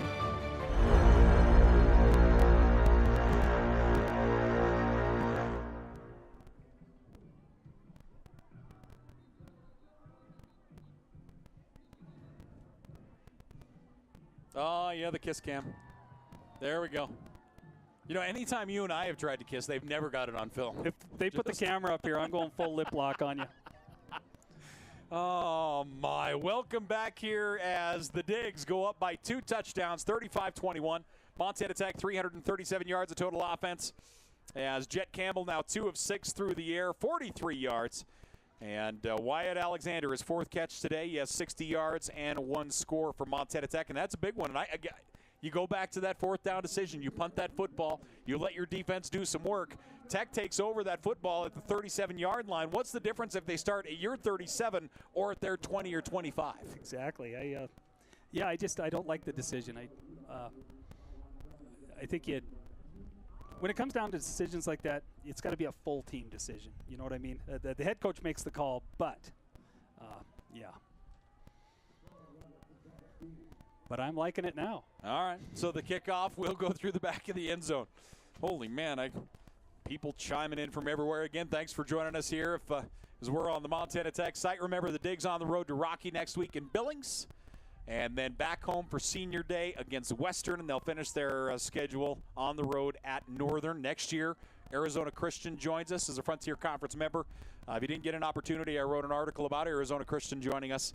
And kind of eye-opening as far as the travel part of it. That was one that I went in and kind of dug into. And we think about Arizona as this long, long way. And Arizona, their normal trip into Texas is about 1,000 miles. They have 1,500-mile trips. And it's actually going to be better for them to come to Montana than it is for the schedule they currently play. We had this conversation this week, and I'm just like, you can drive there as fast as you can drive to Eureka, California, or Hastings, Nebraska. I made both those trips. Hastings once, Eureka 3 or 4 times. Yeah, we've made long road trips. And it's another one of those where it is an easy area to fly to as well. Right. That is one where. I'm sure we have a lot of airline executives, but if we have any airlines that want to sponsor the Frontier Conference moving forward, that would be great. But that brings us to a 9-team conference. And in this, actually, we have a timeout, so let's talk about this for a minute. That brings us to a 9-team conference next year with the addition of Arizona Christian. We still only will have one automatic bid into the playoffs. But the exciting thing is Simpson University in California is starting a football team. They're probably a year or two outside of starting it. If Simpson starts a football team, that puts us at 100 schools playing football in the NAIA. And the NAIA is a governing body. They have a 20% playoff number that they try to get to. So that means when we get to 100, we're going to have a 20-man football playoff. Gotcha. And that means the Frontier Conference is going to be a little bit more represented when you add another 4 teams. Where is Simpson? In California. Drop back, Asciutto wanting to throw. Throw back, knocked into the air. Caught, nope, I thought I was caught by an O-lineman. Goes to the ground, incomplete. The next question, where in California? And I'll answer, it's in California. I don't know. 2nd down at 10 here for Southern Oregon. So again, Arizona Christian will join us as a full member next year. And then if we can find a 10th, that means we'll get 2 bids, automatic bids, whether it's maybe Ottawa, Arizona, who is in Glendale as well. They're 15 miles away from Arizona Christian. Whether it's that Simpson School, whatever it is, we'll see what we got. Yeah, that'd be nice. 2nd and 10 here for Southern Oregon. Ashuto out of the shotgun, 2 receivers each way. Tech showing blitz. And they'll bring pressure from 4. Pass downfield, coming back and making the catch at the 28-yard line is going to be Goggin. And if you got an AD worth their salt, they better be scheduling that last away game down against the, what's it called? Arizona Christian. Arizona Christian. Yes, indeed. And that's the other one that we do know. We do know that no team will have road trips to Southern and road trip to Arizona Christian in the same year. Gotcha. Those will alternate all the time. 3rd down at 6 here for Southern Oregon. Southern Oregon, 4 of 10 on 3rd downs today. 1 back, 4 receivers. And they sniffing out blitz to the left side of the offensive front. Ashuto. Long snap count, pressure coming. Ashuto steps up in the pocket. He has a lot of room. He's going to run. He's out across the 35-40, 1st down yardage and some as he tiptoes out of bounds and then is tripped up by the field official. Yeah, there's a little pointing around in that secondary. I don't know if they were supposed to have an eye on the quarterback or not, but he got out of there, and it's typical. I mean, it's typical. If he gets out of there in man coverage, you don't have a spy. A lot of heads are turned. Nobody can rally to the football, and Ashuto recognized that, made the escape, and picked up the 1st down. 1st down and 10. And you can tell, like, again, another scenario where watching it, like he's not real comfortable running the football. 3 receivers left, 1 to the back. And Montana Tech brings 5 up to the defensive front. Ashuto, play action, throwing downfield, has a man caught at the 44-yard line. Big hit delivered, but holding on to the football is going to be Dedman again. Little rubber out action, not called, no pass interference. Looked like Graney ran it the right way, but that's the idea there. Just a little rub from your 2 inside slots, and ball's completed for a short gain. So with the reception again is Dedman, Nehemiah Dedman, the sophomore out of Portland, Oregon, played at Clackamas High School. 2nd and 7. I wonder if Yates is banged up. I haven't seen him in the last 2 series. Have you seen him? No, he has not been in. Yeah, when his helmet came off was the last we saw him. 2nd and 7, 1 back, 3 receivers. Play action, wanting to throw again. They're going to air it up downfield. Pass caught, but going out of bounds. Gain of 1, maybe 2. And again, I mean, you mentioned that. And it has changed their game plan. I mean, it was run, and now all of a sudden it's throwing the football more and more. They said the receiver was actually out of bounds there. Okay. And so 3rd and 7. 3rd and 7, but a good job by Harmer. He's recognizing that. So in quarters coverage, his eyes are on the number 2 receiver to the wide side here, and he he recognized a flat turn. He didn't chase it. He just stayed on top of it. 3rd down and 7 here for Southern Oregon. Up to the line of scrimmage, 1 receiver left, 2 to the right. Out of the shotgun. Southern Oregon dropping back. Pass is almost picked off. That's a tremendous read in the secondary. That's going to bring up 4th down for Southern Oregon. That's Wilcox. That's a big-time play. Coming down off his hash mark, making a nice play. The ball thrown a little bit behind the receiver. Another guy we didn't mention today, I haven't seen him. He must be a little banged up, Jake Orvis. Yeah, Jake Orvis, from what I was told, out for this football game. Like you say, the big one is Yates. Yates has not played in a little while. He has 213 yards rushing. And, most of Southern Oregon is wearing the kind of jackets, the weather jackets, so you can't tell who's who in a lot of ways. But just trying to spot him on the sidelines. Snap, bobbled for a moment. Kick is low. Bounces at the 35. Hopped, and the return starting here on the near side. Cut back across the 35. Hit, staying on his feet is Torgerson. Torgerson trying to find a lane. He's out to the 40. Kind of doing his human joystick impersonation. Man. So Torgerson with the return out to the 40. Montana Tech with the football. 39 offensive plays, 337 yards for the Digs. Jet Campbell, 2 of 6 for 43 yards. Counts has 73 yards on the ground. Torgerson's having a big day receiving. 3 catches, 71 yards for him. So Montana Tech's offense back out. Winterburn at tailback. Yeah. Actually, are they going to start Wildcat? Yeah, they're going to come out Wildcat. So in the backfield with Caleb Winterburn is looks like Lander Smith. Looks like Lander's there. And Winterburn going to keep it himself. Winterburn has a lane. Winterburn at the 50, 45, 40. Winterburn off to the races. 35, 30 down to the 27-yard line. Good looking play. Just lead draw. to the open side that time. Led up there by Anders Smith. He was patient enough to wait for Anders to make his kick and cut off it and got off to the races. Anders Smith. You gotta love Winterberg. Boy, out of Charlotte. Winterberg knew he was going to get run down. He got that second hand of the football there, as not to be stripped. Good heads-up play by Caleb Winterburn. They're going to stay in Wildcat. So Winterburn will take it out of the shotgun. Lander Smith there on his left hip. 3 receivers split wide right. Winterburn sends tight end in motion, and he is going to run it again. Gets a big block by Smith, and he'll be chopped down to the 25. That's where you give it the old, hey, it worked last time. Boys, Smith took a heck of a shot on trying to lead that charge. Watch the pop he takes here on the edge. Bonk. But it does clear his man to get downfield for a little gain of 4. And now the other personnel will check in. Jet Campbell will come in. Again, Campbell's first game since the 3rd game of the year, as he went out with an injury for a while. Blake Thielen came in and played fantastic. They like play action out of this set. 2 backs in the backfield. Tight receivers, both sides. 2nd and 7. And Jet Campbell, play action, rolling to his right. Looking downfield, second level, pass a little bit behind his intended target, and that one will fall incomplete. Hoffman, the intended target. Oh, and Hoffman comes up limping. Yeah, it looks like one of those little tweaks that he's just going to walk off on his way to the sideline or back to his position. But it looks like, yeah, I would tap him out of there. He doesn't look real comfortable. 1:07 left to play here in the 3rd quarter. Hoffman stays out on the field. He'll move to the top of far side of your screen there in motion. Wyatt Alexander here on the bottom side for Montana Tech. Yeah, the Raiders, I think you just stay in coverage here, rush 4, and try and get something underneath this route. They're probably going to try and complete to Torgerson. Jet Campbell, that one sails on him over the top. Again, looking for Hoffman. That's going to come up incomplete. Hoffman's still limping. 1:02 left to play here in the 3rd quarter. Montana Tech leading 35-21. It's windy, but it's a tailwind. I kicked the field goal here. Tech's going to look at it, 4th and 7. They left the offense on the field, but I tell you what, I just don't mind their PAT field goal team. They certainly got a kicker who can meet it. So what do you have left? It's just to snap it, hold it, and protect it, and they seem to do a pretty good job there. It'll be a 42-yard attempt, and the offense stays out in 4th and 7. Jet Campbell, 1 back. 2 receivers left, 1 up to the top. He's going to get pressure. Man in motion is Alexander, dropping back. Campbell out of the backfield is Winterburn, and almost picked off. Got to get that ball to him quicker. Yep, that one kind of floated on him. Winterburn, the intended target, and coming across defensively and making a big play that time was Tarek Moore.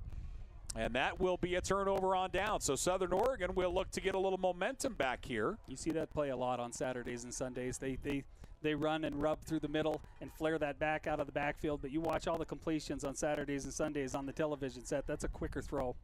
Looks like walking to the off the field and walking away from the field is Gunnar Yates. He's all the way back going towards the fence here. Maybe he's going back to see a parent or something there, it looks like. Yeah, Gunnar Yates does not have his helmet. He's back talking to what looks like his parents. Roll out, handoff, and with the carry out across the 28-yard line is going to be Cuarte again. Yeah, there you see Keyshawn chasing that thing down. So Cuarte will pick up 4. Flattening out down the line of scrimmage. 2nd and 6 here for Southern. Again, Cuarte, that's carry number 6. He has 30 yards today. Again, we keep talking about it, but Gunnar Yates had 17 carries, 213 yards. He does not have his helmet. He's actually not even on the playing surface now. He's over across the way talking to what looks like a parent. 2nd and 7 here for Southern Oregon. Cuarte in the backfield. Underneath center is Ashudo. Ashudo, quick pitch out here on the near side to Graney. Graney trying to get through that first level, and he's not going to make it. He'll gain a yard, and a flag comes in all the way downfield. Yeah, and I didn't see anything defensively here, so you're probably going to get maybe a hold. As I say, I didn't see like face mask or anything like that. Didn't seem apparent from here. The white hat. Another guy's had a really good game today because we haven't really hardly said his name. Jordan Washington. Draws the tough man assignments and answers the call week to week. The secondary has just been really solid. You know, and this is a group that's been together for a long time. Yep. Yeah, those boys, they all play really well together. Will Cox into the mix. Jordan Washington. Morley. 10 seconds remaining here in the 3rd. Clock running. Ball after the penalty back to the 20-yard line. Whole bunches of them. And getting the snaps, and Jordan Downs getting snaps at cornerback. How about that today? And it looks as though we'll go to the fourth quarter. 35-21, Montana Tech leads by 2 touchdowns with 15 minutes remaining in the football game. We'll take a break, ladies and gentlemen. We're back to Bob Greenfield after this.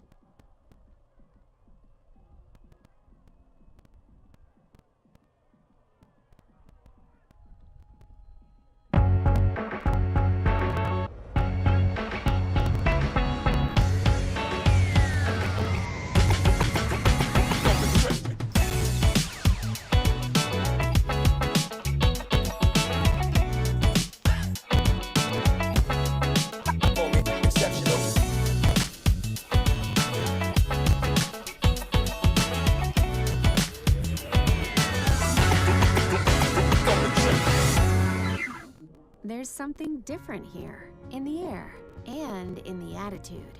It's the tight-knit community, complemented by bigger thinking and even bigger innovation. It's high-tech labs with sweeping Rocky Mountain views. It's a place where research, innovation, and ideas are matched by an understanding of why it all matters in the first place. Here at Montana Tech, you can realize your potential, fuel your passion, and find your path. Join us.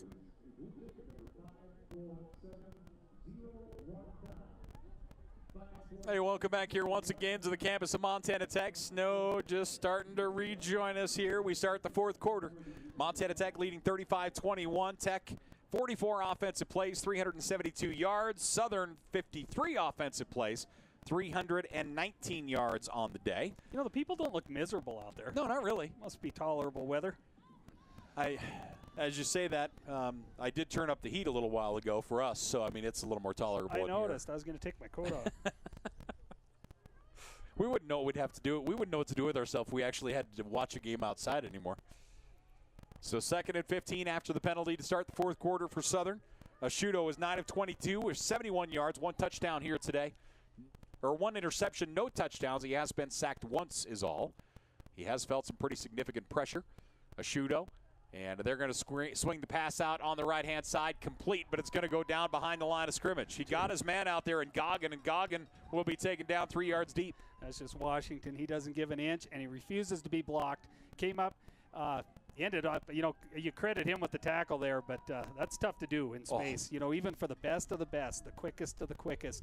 You know, you one-on-one versus a receiver, but Washington got him raked to the turf. And he didn't hit him square up. You know, he only got him with one hand, truly, and was able to drag him to the turf with that one hand. So 3rd and 18 as the snow starting to pick up once again here in the Mining City. 3rd and long here for Ashuto. 3 receivers left, 1 split out to the right side. Ashuto out of the shotgun. Tech will rush 4. Ashuto crossing route, pass complete, 20, 25, out to the 30. And fighting close to first down yardage, but not going to get there. Boy, the forward progress is close. They might have it. Oh, this is... That spot on the forward progress is going to be crazy close. He was a yard short of that at least. Now it's walked back a little bit, but not much. It depends on where he puts his football down. If the nose of the football hits the 35-yard line, he's got it. We get any replay on that thing? I guess not. So that will bring up 4th down. They'll say 4th and a yard here for Southern. And the offense will stay out. They put the football down. They'll spread them out. Shoot a gap and make a play. 4th down and 1 here for the Raiders. And it looks like Southern is going to call a timeout.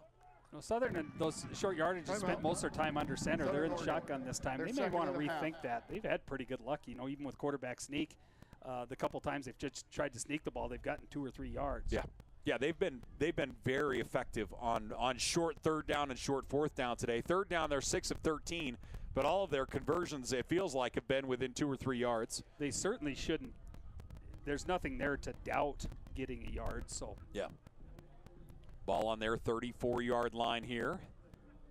13:20 left to play in this football game. Now Montana Tech is putting the return unit out, or at least one return man is going to go out, and that's going to be Kyle Torgerson back. Yeah, Southern ran their punt team back out after they. So that is the case. The punting unit is out there here for Southern. Torgerson's got to be smart here. It's a pretty good tailwind for this punter. still like to see him get a return, even though he's probably got a fair catch order. Montana Tech not bringing a whole lot of pressure. Kick is away, fielded by Torgerson at the 34-yard line. So Torgerson will give the football to Montana Tech at their 34-yard line. Jed Campbell will be in at quarterback. Campbell 2 of 9, 43 yards. Blake Counts has 13 carries for 73 yards. And their offense will look to chew up an awful lot of clock with this series. And if you get points, then bonus. Frontier Conference action. Let me get see if we have other scores here real quickly. Looks like Carroll leading Rocky 21-0 in the fourth quarter. Yeah. Hello, Bears. You know, so you mentioned if Nathan Dick ain't playing and the other quarterback doesn't run the ball much, the biggest threat against Carroll is a run-pass threat, I think, just because they're so good in the defensive front. 1st and 10, handoff going to go to Winterburn. Winterburn across the 40, out to the 43, and that's another question. Yeah. We've seen Winterburn an awful lot here in the second half. Blake Counts. Yeah, Counts maybe he got a little banged up. You know, we did see him get up slow a couple times, and so, yeah, maybe he's just got something nagging him. He's sitting there right behind the play caller. Okay. Slobbering, the helmet's on. Also, score-wise, Western leading College of Idaho 34-28. So we could have a significant shakeup in this conference. Second and 2. I told you so, but Western's scary. 2nd and 2, straight ahead, Winterburn. Great run. Boy, how about that offensive front giving him a hole? Yeah, that's a big-time move by that O front. And now you're starting to see Winterburn do his impersonation of Blake Counts. Yep. You know, he's head down, knees pumping. And he is strong. I mean, he is one of those guys that is built like the proverbial outhouse, man. He is a strong man. I tell you what, this strength program up here is just something else. Yeah. I mean, I can't believe the mountains of men they're building out here. 1st and 10. Jed Campbell and Blake Counts back in at tailback. So Counts on the backfield, 2 receivers tight on the left side of the formation. I think of what they did to Bridger Johnson and players like that, just savages. Nice adjust that time by Blake. He'll dive across the 50 to the 47. Nice run that time. That's going to be a pickup of 5, nearly 6, when it looked like there was absolutely nothing for him. Yeah, he fought through one leg tackle and then just, you know, he felt the tackle coming and just lunged forward and picked up a couple yards. The one thing I really like about Blake this year is obviously he's strong. We know that. But he's making decisions while moving towards the line of scrimmage. You know, they're not decisions made in the backfield or going laterally. They're decisions moving forward. So there's positive yards there, even if he is taken down. You're right. Play action pass. I love throwing the deep ball against the wind. 2nd and 5. Man in motion is Hoffman. Handoff going to go to Counts again. Counts breaks the 45, and he'll push down toward the 43.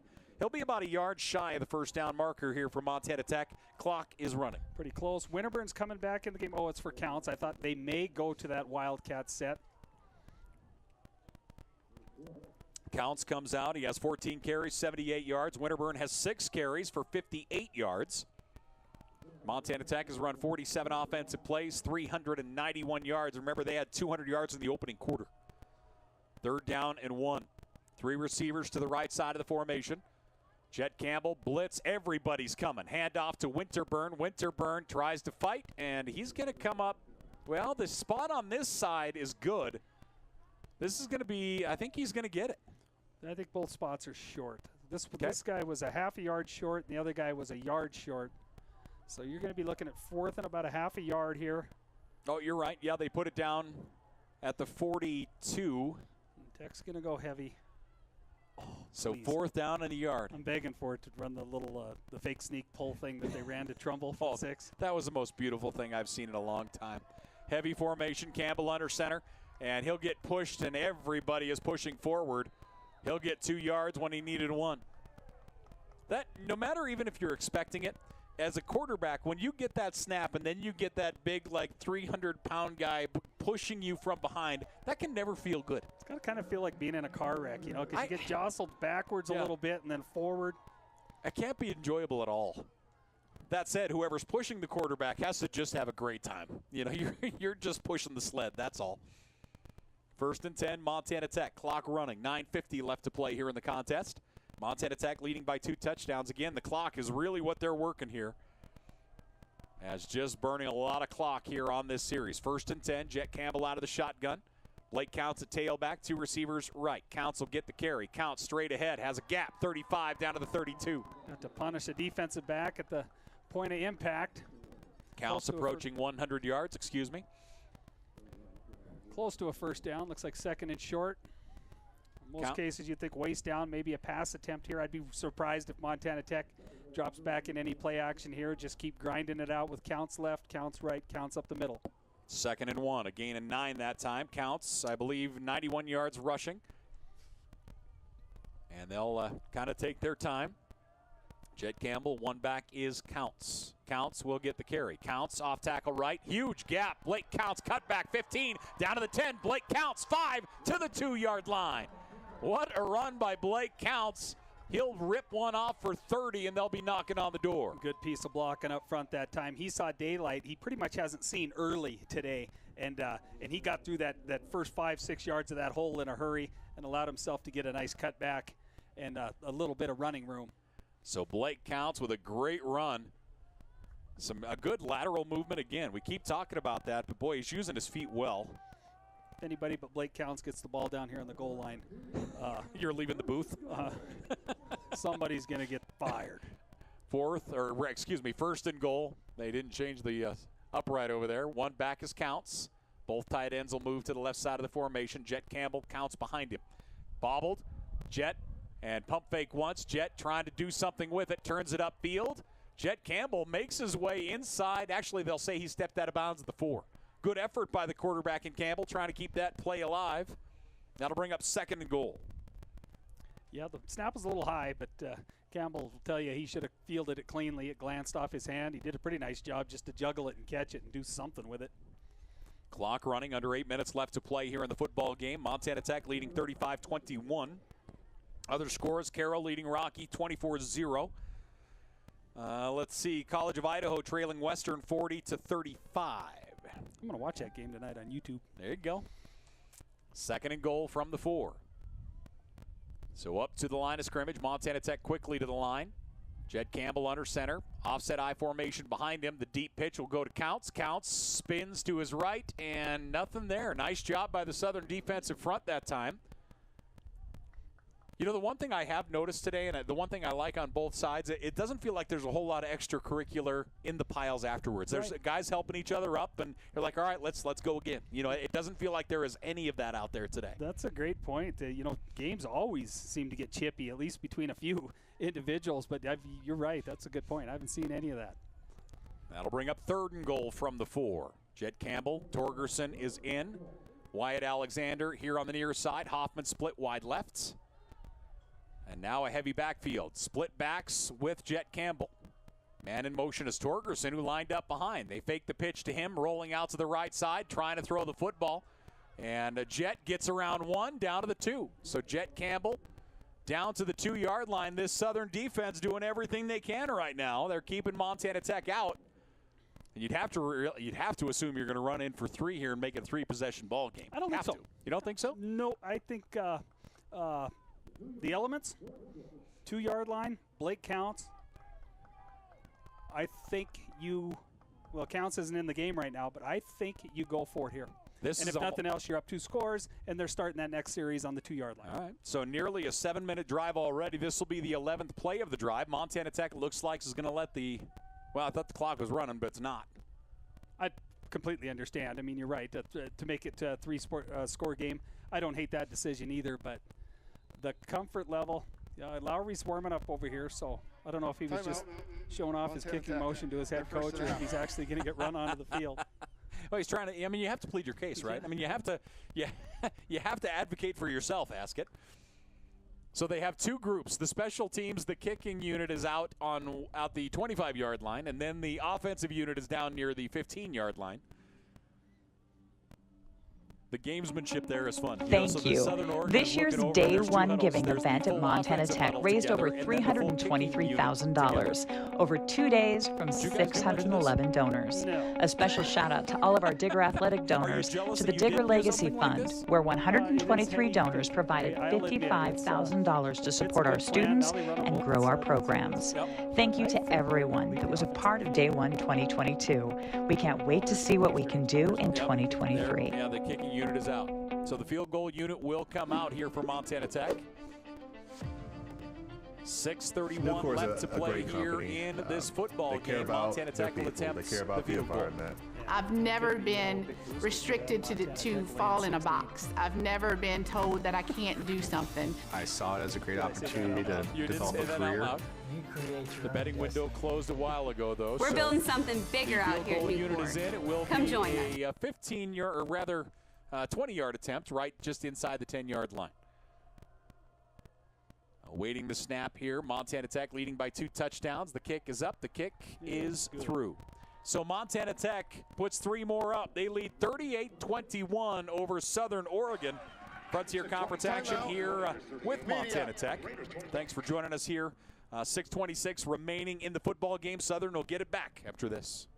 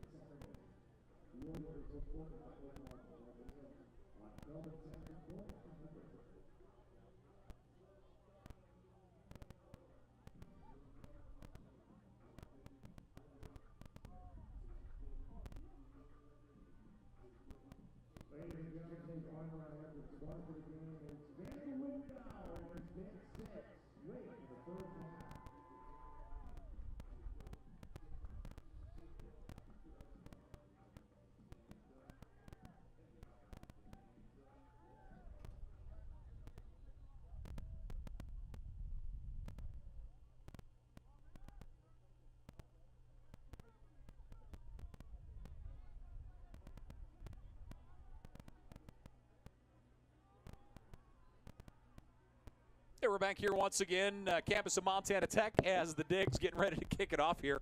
38-21. That's that 3-point little cushion there. That was a big drive. 11 plays. Yeah, the primary goal 7 minutes was accomplished, you know, to eat about half of that period, and they did. A 7-minute drive that comes away with 3 points, and Montana Tech will kick it off here to Southern Oregon. So it does look like there will be maybe a little reshuffling here in the Frontier Conference. But we will we'll wait until this one comes to a final, and we'll pass it along to you. So Tech will kick it off here. Southern, 55 offensive plays, 333 yards of total offense. This one has boomed out the back of the end zone. Really good kick into a pretty good win. Yeah, truly. So Southern will start things off. And again, the big change here in the second half is the loss of Gunnar Yates. What happened? You know, he had his helmet ripped off. You know, with that and how he was walked, he might have, you know, when his helmet was off, might have took a shot to the head. Yep. Might have been concussed. Just hope he's all right. Exactly. He's a fantastic-looking runner. Man, does he run the ball well. Gunnar Yates was, I mean, he had to have 2/3 of their yards for the bulk of this football game, and he still has 213 of their 333 yards. I mean, he just absolutely went off today. In 3 quarters. Yeah.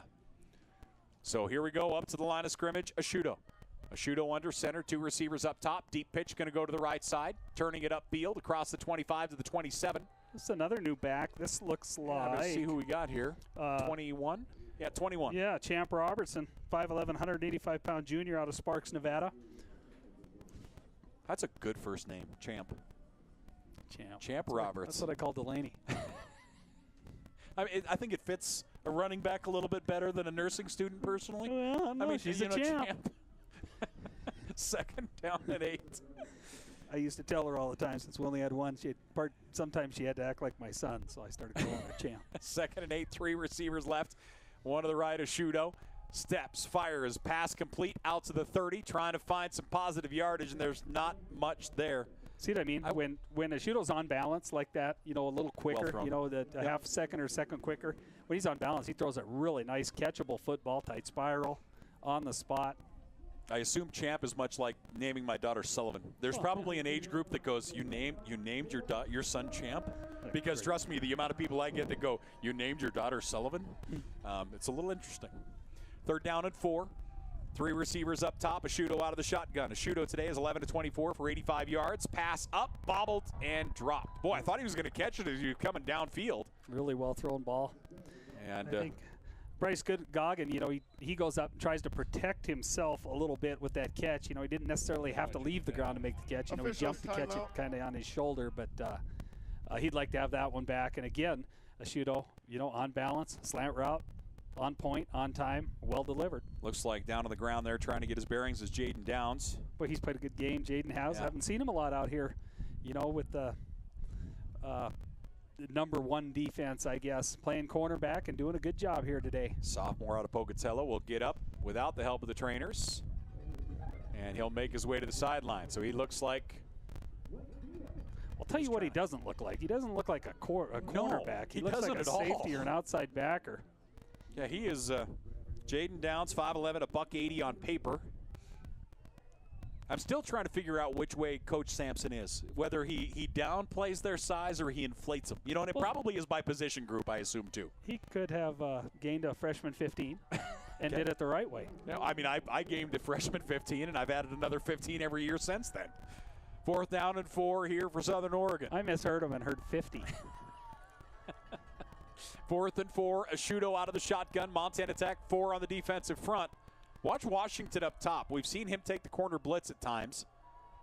Ashudo, long snap count. Looking to his left the whole way. Ashudo's in trouble. He's going down. Ashudo is sacked. That's Keyshawn James Newby. Just a nightmare to pass pro against. And huge 4th down sacks out of this Tech defense today. And I tell you what, Newby can make noise. James Newby gets the sack, a monster play for that young man. 1st and 10 Montana Tech as they'll take over at the Southern 22-yard line. Tech leading 38-21. And this is one where the clock is the important part. Just try and eat away. Their last drive was 7 minutes. Defense really, came together there after giving up. I tell you, it isn't going to be a pleasant week in practice. Defensively, they gave up not only their first 100-yard rusher, but Yates going for over 200 in 3 quarters. They're going to have the coach is going to have their attention this week. Carroll shuts out Rocky, and that one is done. It is final. Carroll takes down Rocky. That one was in Helena. Handoff and trying to find some running room. Not much there for Winterburn. He'll go to the ground. Clock will continue to run. Yeah, they're kind of silently just lurking along. Carroll is, it hasn't always been pretty. We saw Montana Tech put it on them early. But you just glance up and they're 5-2. Yep. And I tell you what, and I said this in the first game broadcast, Carroll could be even a better team if they would run Perka more. He doesn't seem too eager to run, and they don't run him very much. And he's very athletic, runs good, smart enough to take care of himself. But he's too athletic not to occasionally just go run around a little bit. Campbell out of the shotgun, man in motion. They'll give it to him on the end around. Looking to get her downfield across the 20, inside the 15, 10. That's McNeil. That's Jaden McNeil.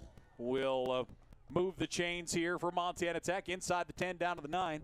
He's another one that, as his career goes, we're going to see him at multiple different positions. He has such a good package of weaponry that he can be used in a lot of places. I like how they're doing it up here. You got your diminutive quicks, and then you got your tall, statuesque type receivers that can run and catch and are big. They do a great combination of both here. 1st and goal for Montana Tech. Other scores real quickly. Quarter number 4, Western still leading College of Idaho 40-35. No score from Northern Eastern. 1st and goal from the 9. Split backs. Handoff going to go to Winterburn. Winterburn turns the quarter. Inside the 10. Tight rope down to about the 7, I'd guess. And it looked like the way there was reaction, it almost felt like there was a flag down, but that wasn't the case. Yeah, and you won't see Montana Tech try anything tricky here.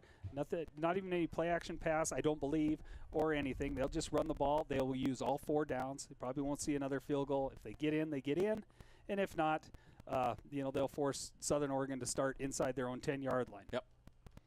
2nd down and goal from the 7. Clock running. 3:15 left to play here in the ball game. They play clock down to 15, so they have some time to burn there. Western does take down College of Idaho. It is final. So College of Idaho no longer undefeated. Handoff. Blake Counts down to the 5. Blake will get 3. They run Counts back into the game. You don't think Southern Oregon knows where that ball's going. They've known the pain he's endured today, the hits, the grinding out yardage. They know, okay, if somebody else wants to get into the end zone, fine, but 24 isn't going to get into the end zone. I think Blake counts now with 124 yards rushing. His career high, I believe, is 125. I think he has a 125 game at Northern and 121 earlier this year. So flirting with his high number. He's and the clock running. He's walking like he's a little beat up, you know. I think he maybe did get a little banged up on a couple of those plays when he was slow to get up. And he looks like he might still be feeling it. Montana Tech will let the clock burn down, and I assume we'll see a timeout here with 2:17 left to play in the football game. And they're not taking time out to come over and scratch up a cool play in the grass either. It's just a little talk, remind everybody ball security, so on and so forth. So Western beats College of Idaho 40-35 the final there. Congratulations to Coach Norse go. and his staff and players. You know how it is. I'll tell you, I don't necessarily always root for Western, but Norse is tough to root against. Of course, I'd like to see Tech put it on him, but he's a fireball. I just love his coaching style. I love the product that he puts on the field, and he's into it. I was saying, if you didn't think they were going to be ready for this football game, you don't know that team at all. You don't know that staff at all. They were going to be ready for this game. Carroll shuts out Rocky, as we said, 24-0.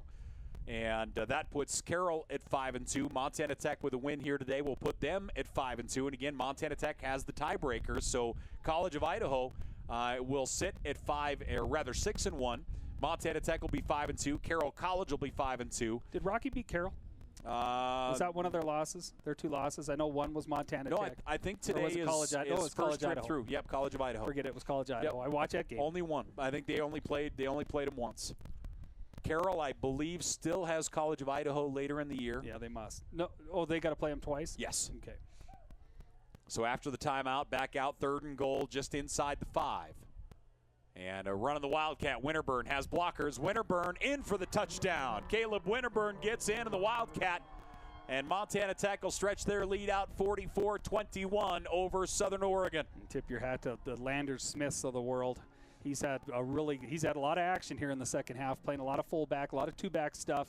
And I tell you what, Landers does a nice job. He moves better than he looks like he'd move. He's a thick fullback. Yeah. But he doesn't miss his assignment. You watch him. Watch him on the lead stuff. Watch him on the perimeter stuff. He gets a pad. He stays on his feet. He drives. He doesn't disengage. He does a great job. And I'll tell you, the other one that is you might not get on him all the time is he is fast. Yeah. He has wheels for his size. That's what I mean. Yeah, he's deceivingly fast, and he arrives in Coach Green's type bad humor. Bad humor. The PAT is up. The PAT is through. Montana Tech goes up 45-21. Frontier Conference action here from Montana Tech. We have a timeout on the field. We'll be back to Bob Green Field after this. Timeout. Media. The final media timeout of the game.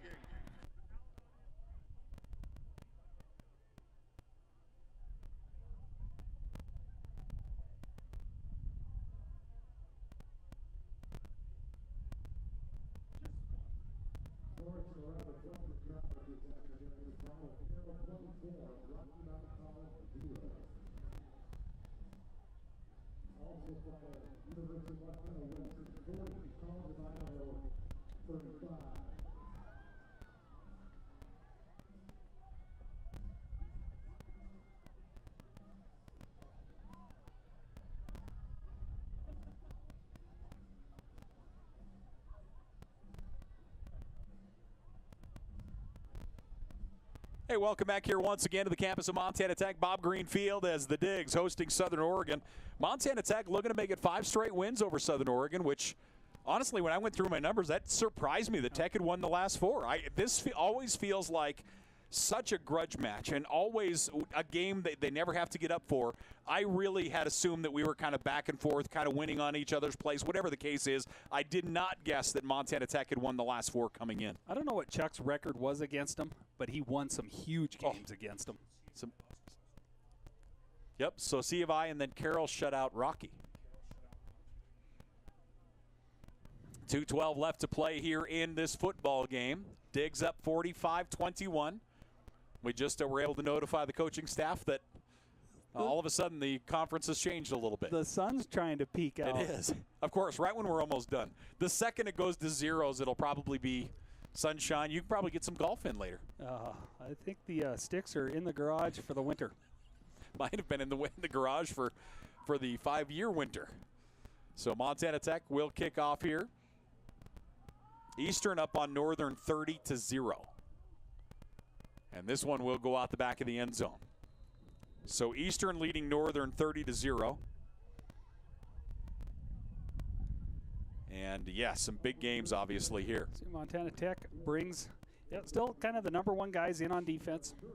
I was thinking they might get a series here with some youth. You know, that youth got so much experience in that Northern game. That was good to see. Yeah. You know, you talk about, you go back to that backup offensive front, how good a job they did when they got in there in the second half of that football game. And defenses are always a little slower to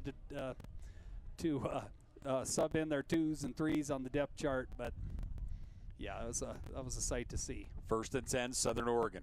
Quarterback going to keep it, pump fake, and he will go down to the 25-yard line, right back to the line of scrimmage and no more.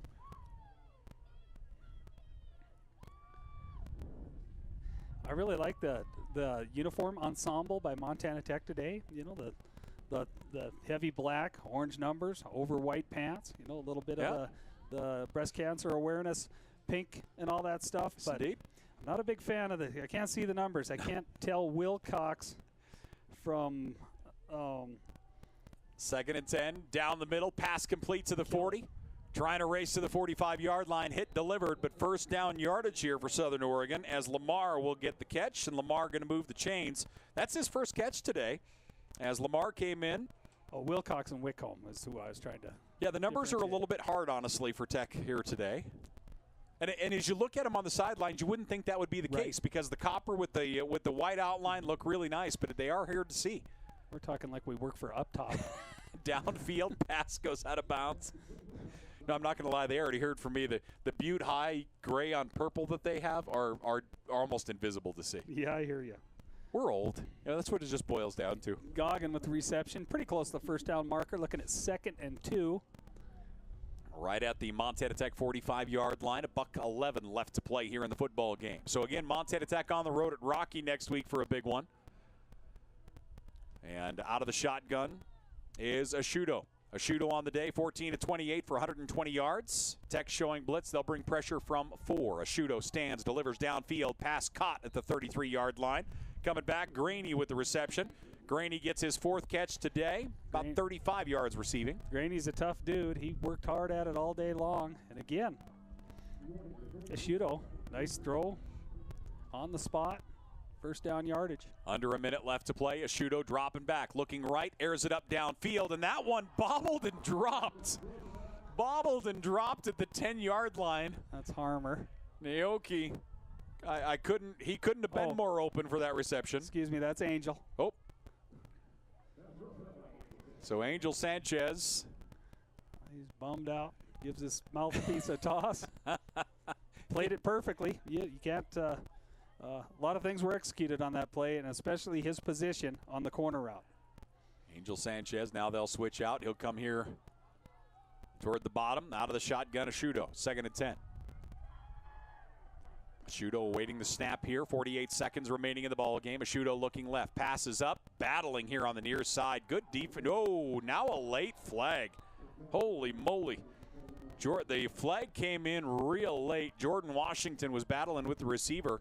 Montana Tech got a call earlier in this half up the sideline. Very similar situation. I think, like I said on both, or the previous one, would have been a fair no call, but there was contact, with both players, and Washington's going to get dinged there, and it's just one of those deals. 42 seconds.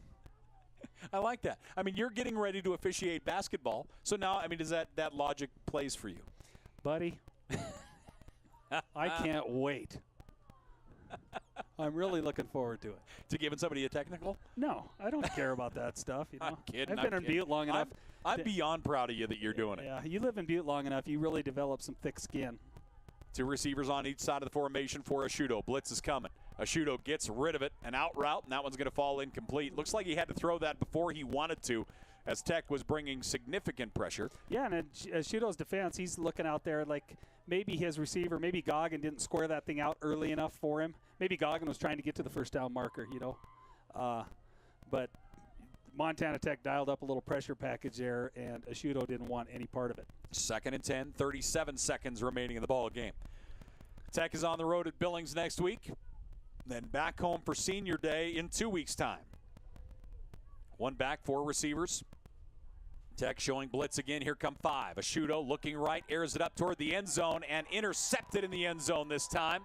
Hauled in for the pick. 31 seconds remaining in the ball game. Montana Tech's offense will take over. Had what he wanted there. Just a little bit of an overthrow. It would have been a tight window.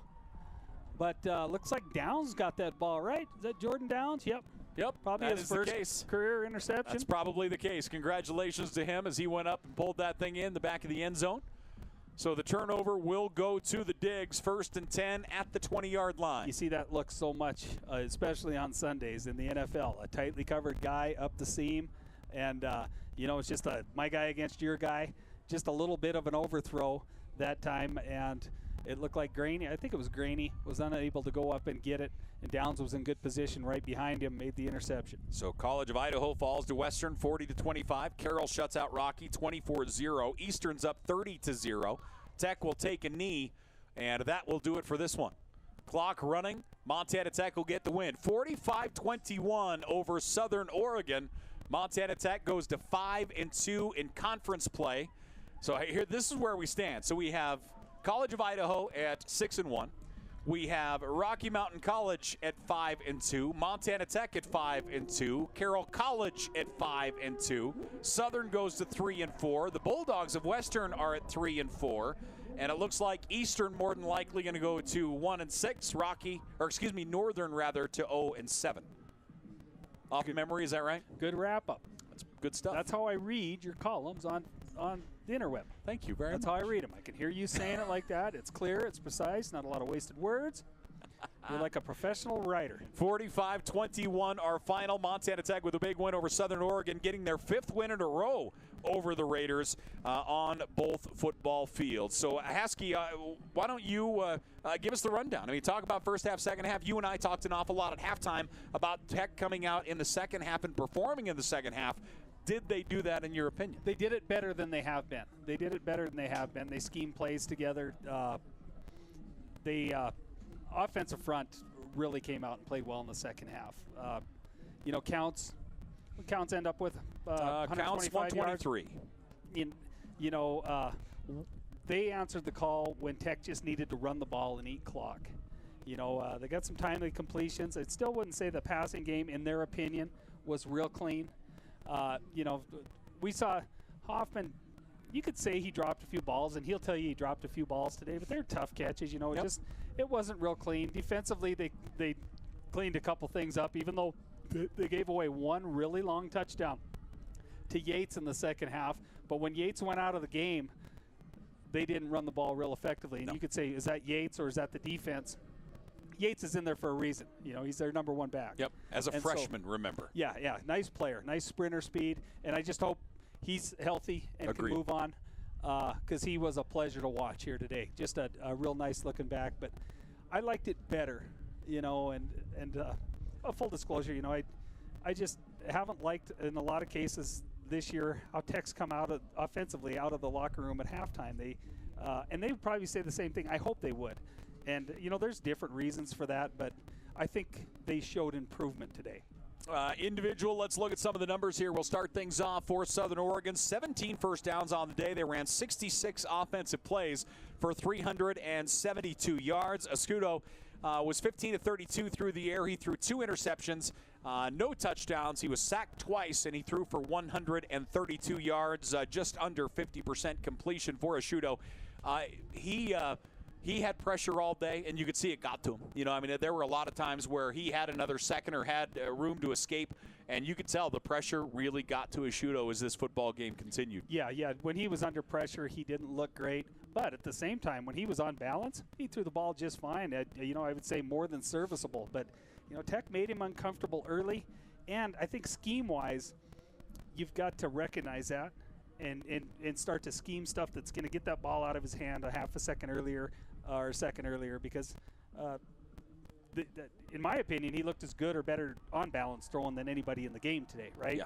Yep. You know, Thielen early looked good. Of course he looked good, but, you know, consistently, even coming down there down the stretch, when he was on balance, he delivered a real catchable ball. And, yeah, but Tech made him uncomfortable, and they've made a lot of teams and a lot of quarterbacks uncomfortable this year. Let's be frank. Yep. They are sound on defense. Regardless of what you saw out of Gunnar Yates today, kudos to them for scheming and producing those results out of Gunnar Yates. But at the same time, Tech is still a good defensive sound football team. Receiving-wise, Crane, I mean, we talked about him throughout the entire ball game, but Crane has 4 receptions, 4 catches, for 38 yards. Goggin had 5 catches for 35. Clement 2 for 23. On the ground, it was the Yates show. Yates, 18 carries, 215 yards for Yates. He did not play in the fourth quarter. He ran 3 touchdowns. He had all of their scoring and over half of their yards here today. Yates, again, did not play in the fourth quarter, so hopefully he is going to be all right. On the other side for Montana Tech, 20 first downs. The Digs ran 61 offensive plays for 457 yards. Blake Thielen was 9 of 16 through the air for 232 yards, 2 touchdowns. Jet Campbell was 2 of 9 through the air for 43 yards. Receiving, Torgerson 3 catches for 71. Hoffman 2 for 70. Wyatt Alexander 4 catches for 60. Kennedy had 1 for 64, and Blake Counts 1 catch for 10 yards. On the ground, Counts 19 carries, 123 yards. Winterburn 10 for 65. McNeil 1 for 13, and Campbell 4 yards on 4 carries on the day for Montana Tech. So again, both teams over 60 offensive plays. Tech 457 yards. Southern 372 yards. Time of possession almost equal, both just over 28 minutes. Third downs, Tech was 6 of 12 on third down. Southern 5 of 14 on the day here today. Yeah, and another thing I don't think I probably talked about enough was our guy, Logan Kennedy. You know, he used to kind of split that duty with Taggart. Yep. Now he's a full-time tight end. He's doing all the hard work, the run block and the shifting and all that stuff.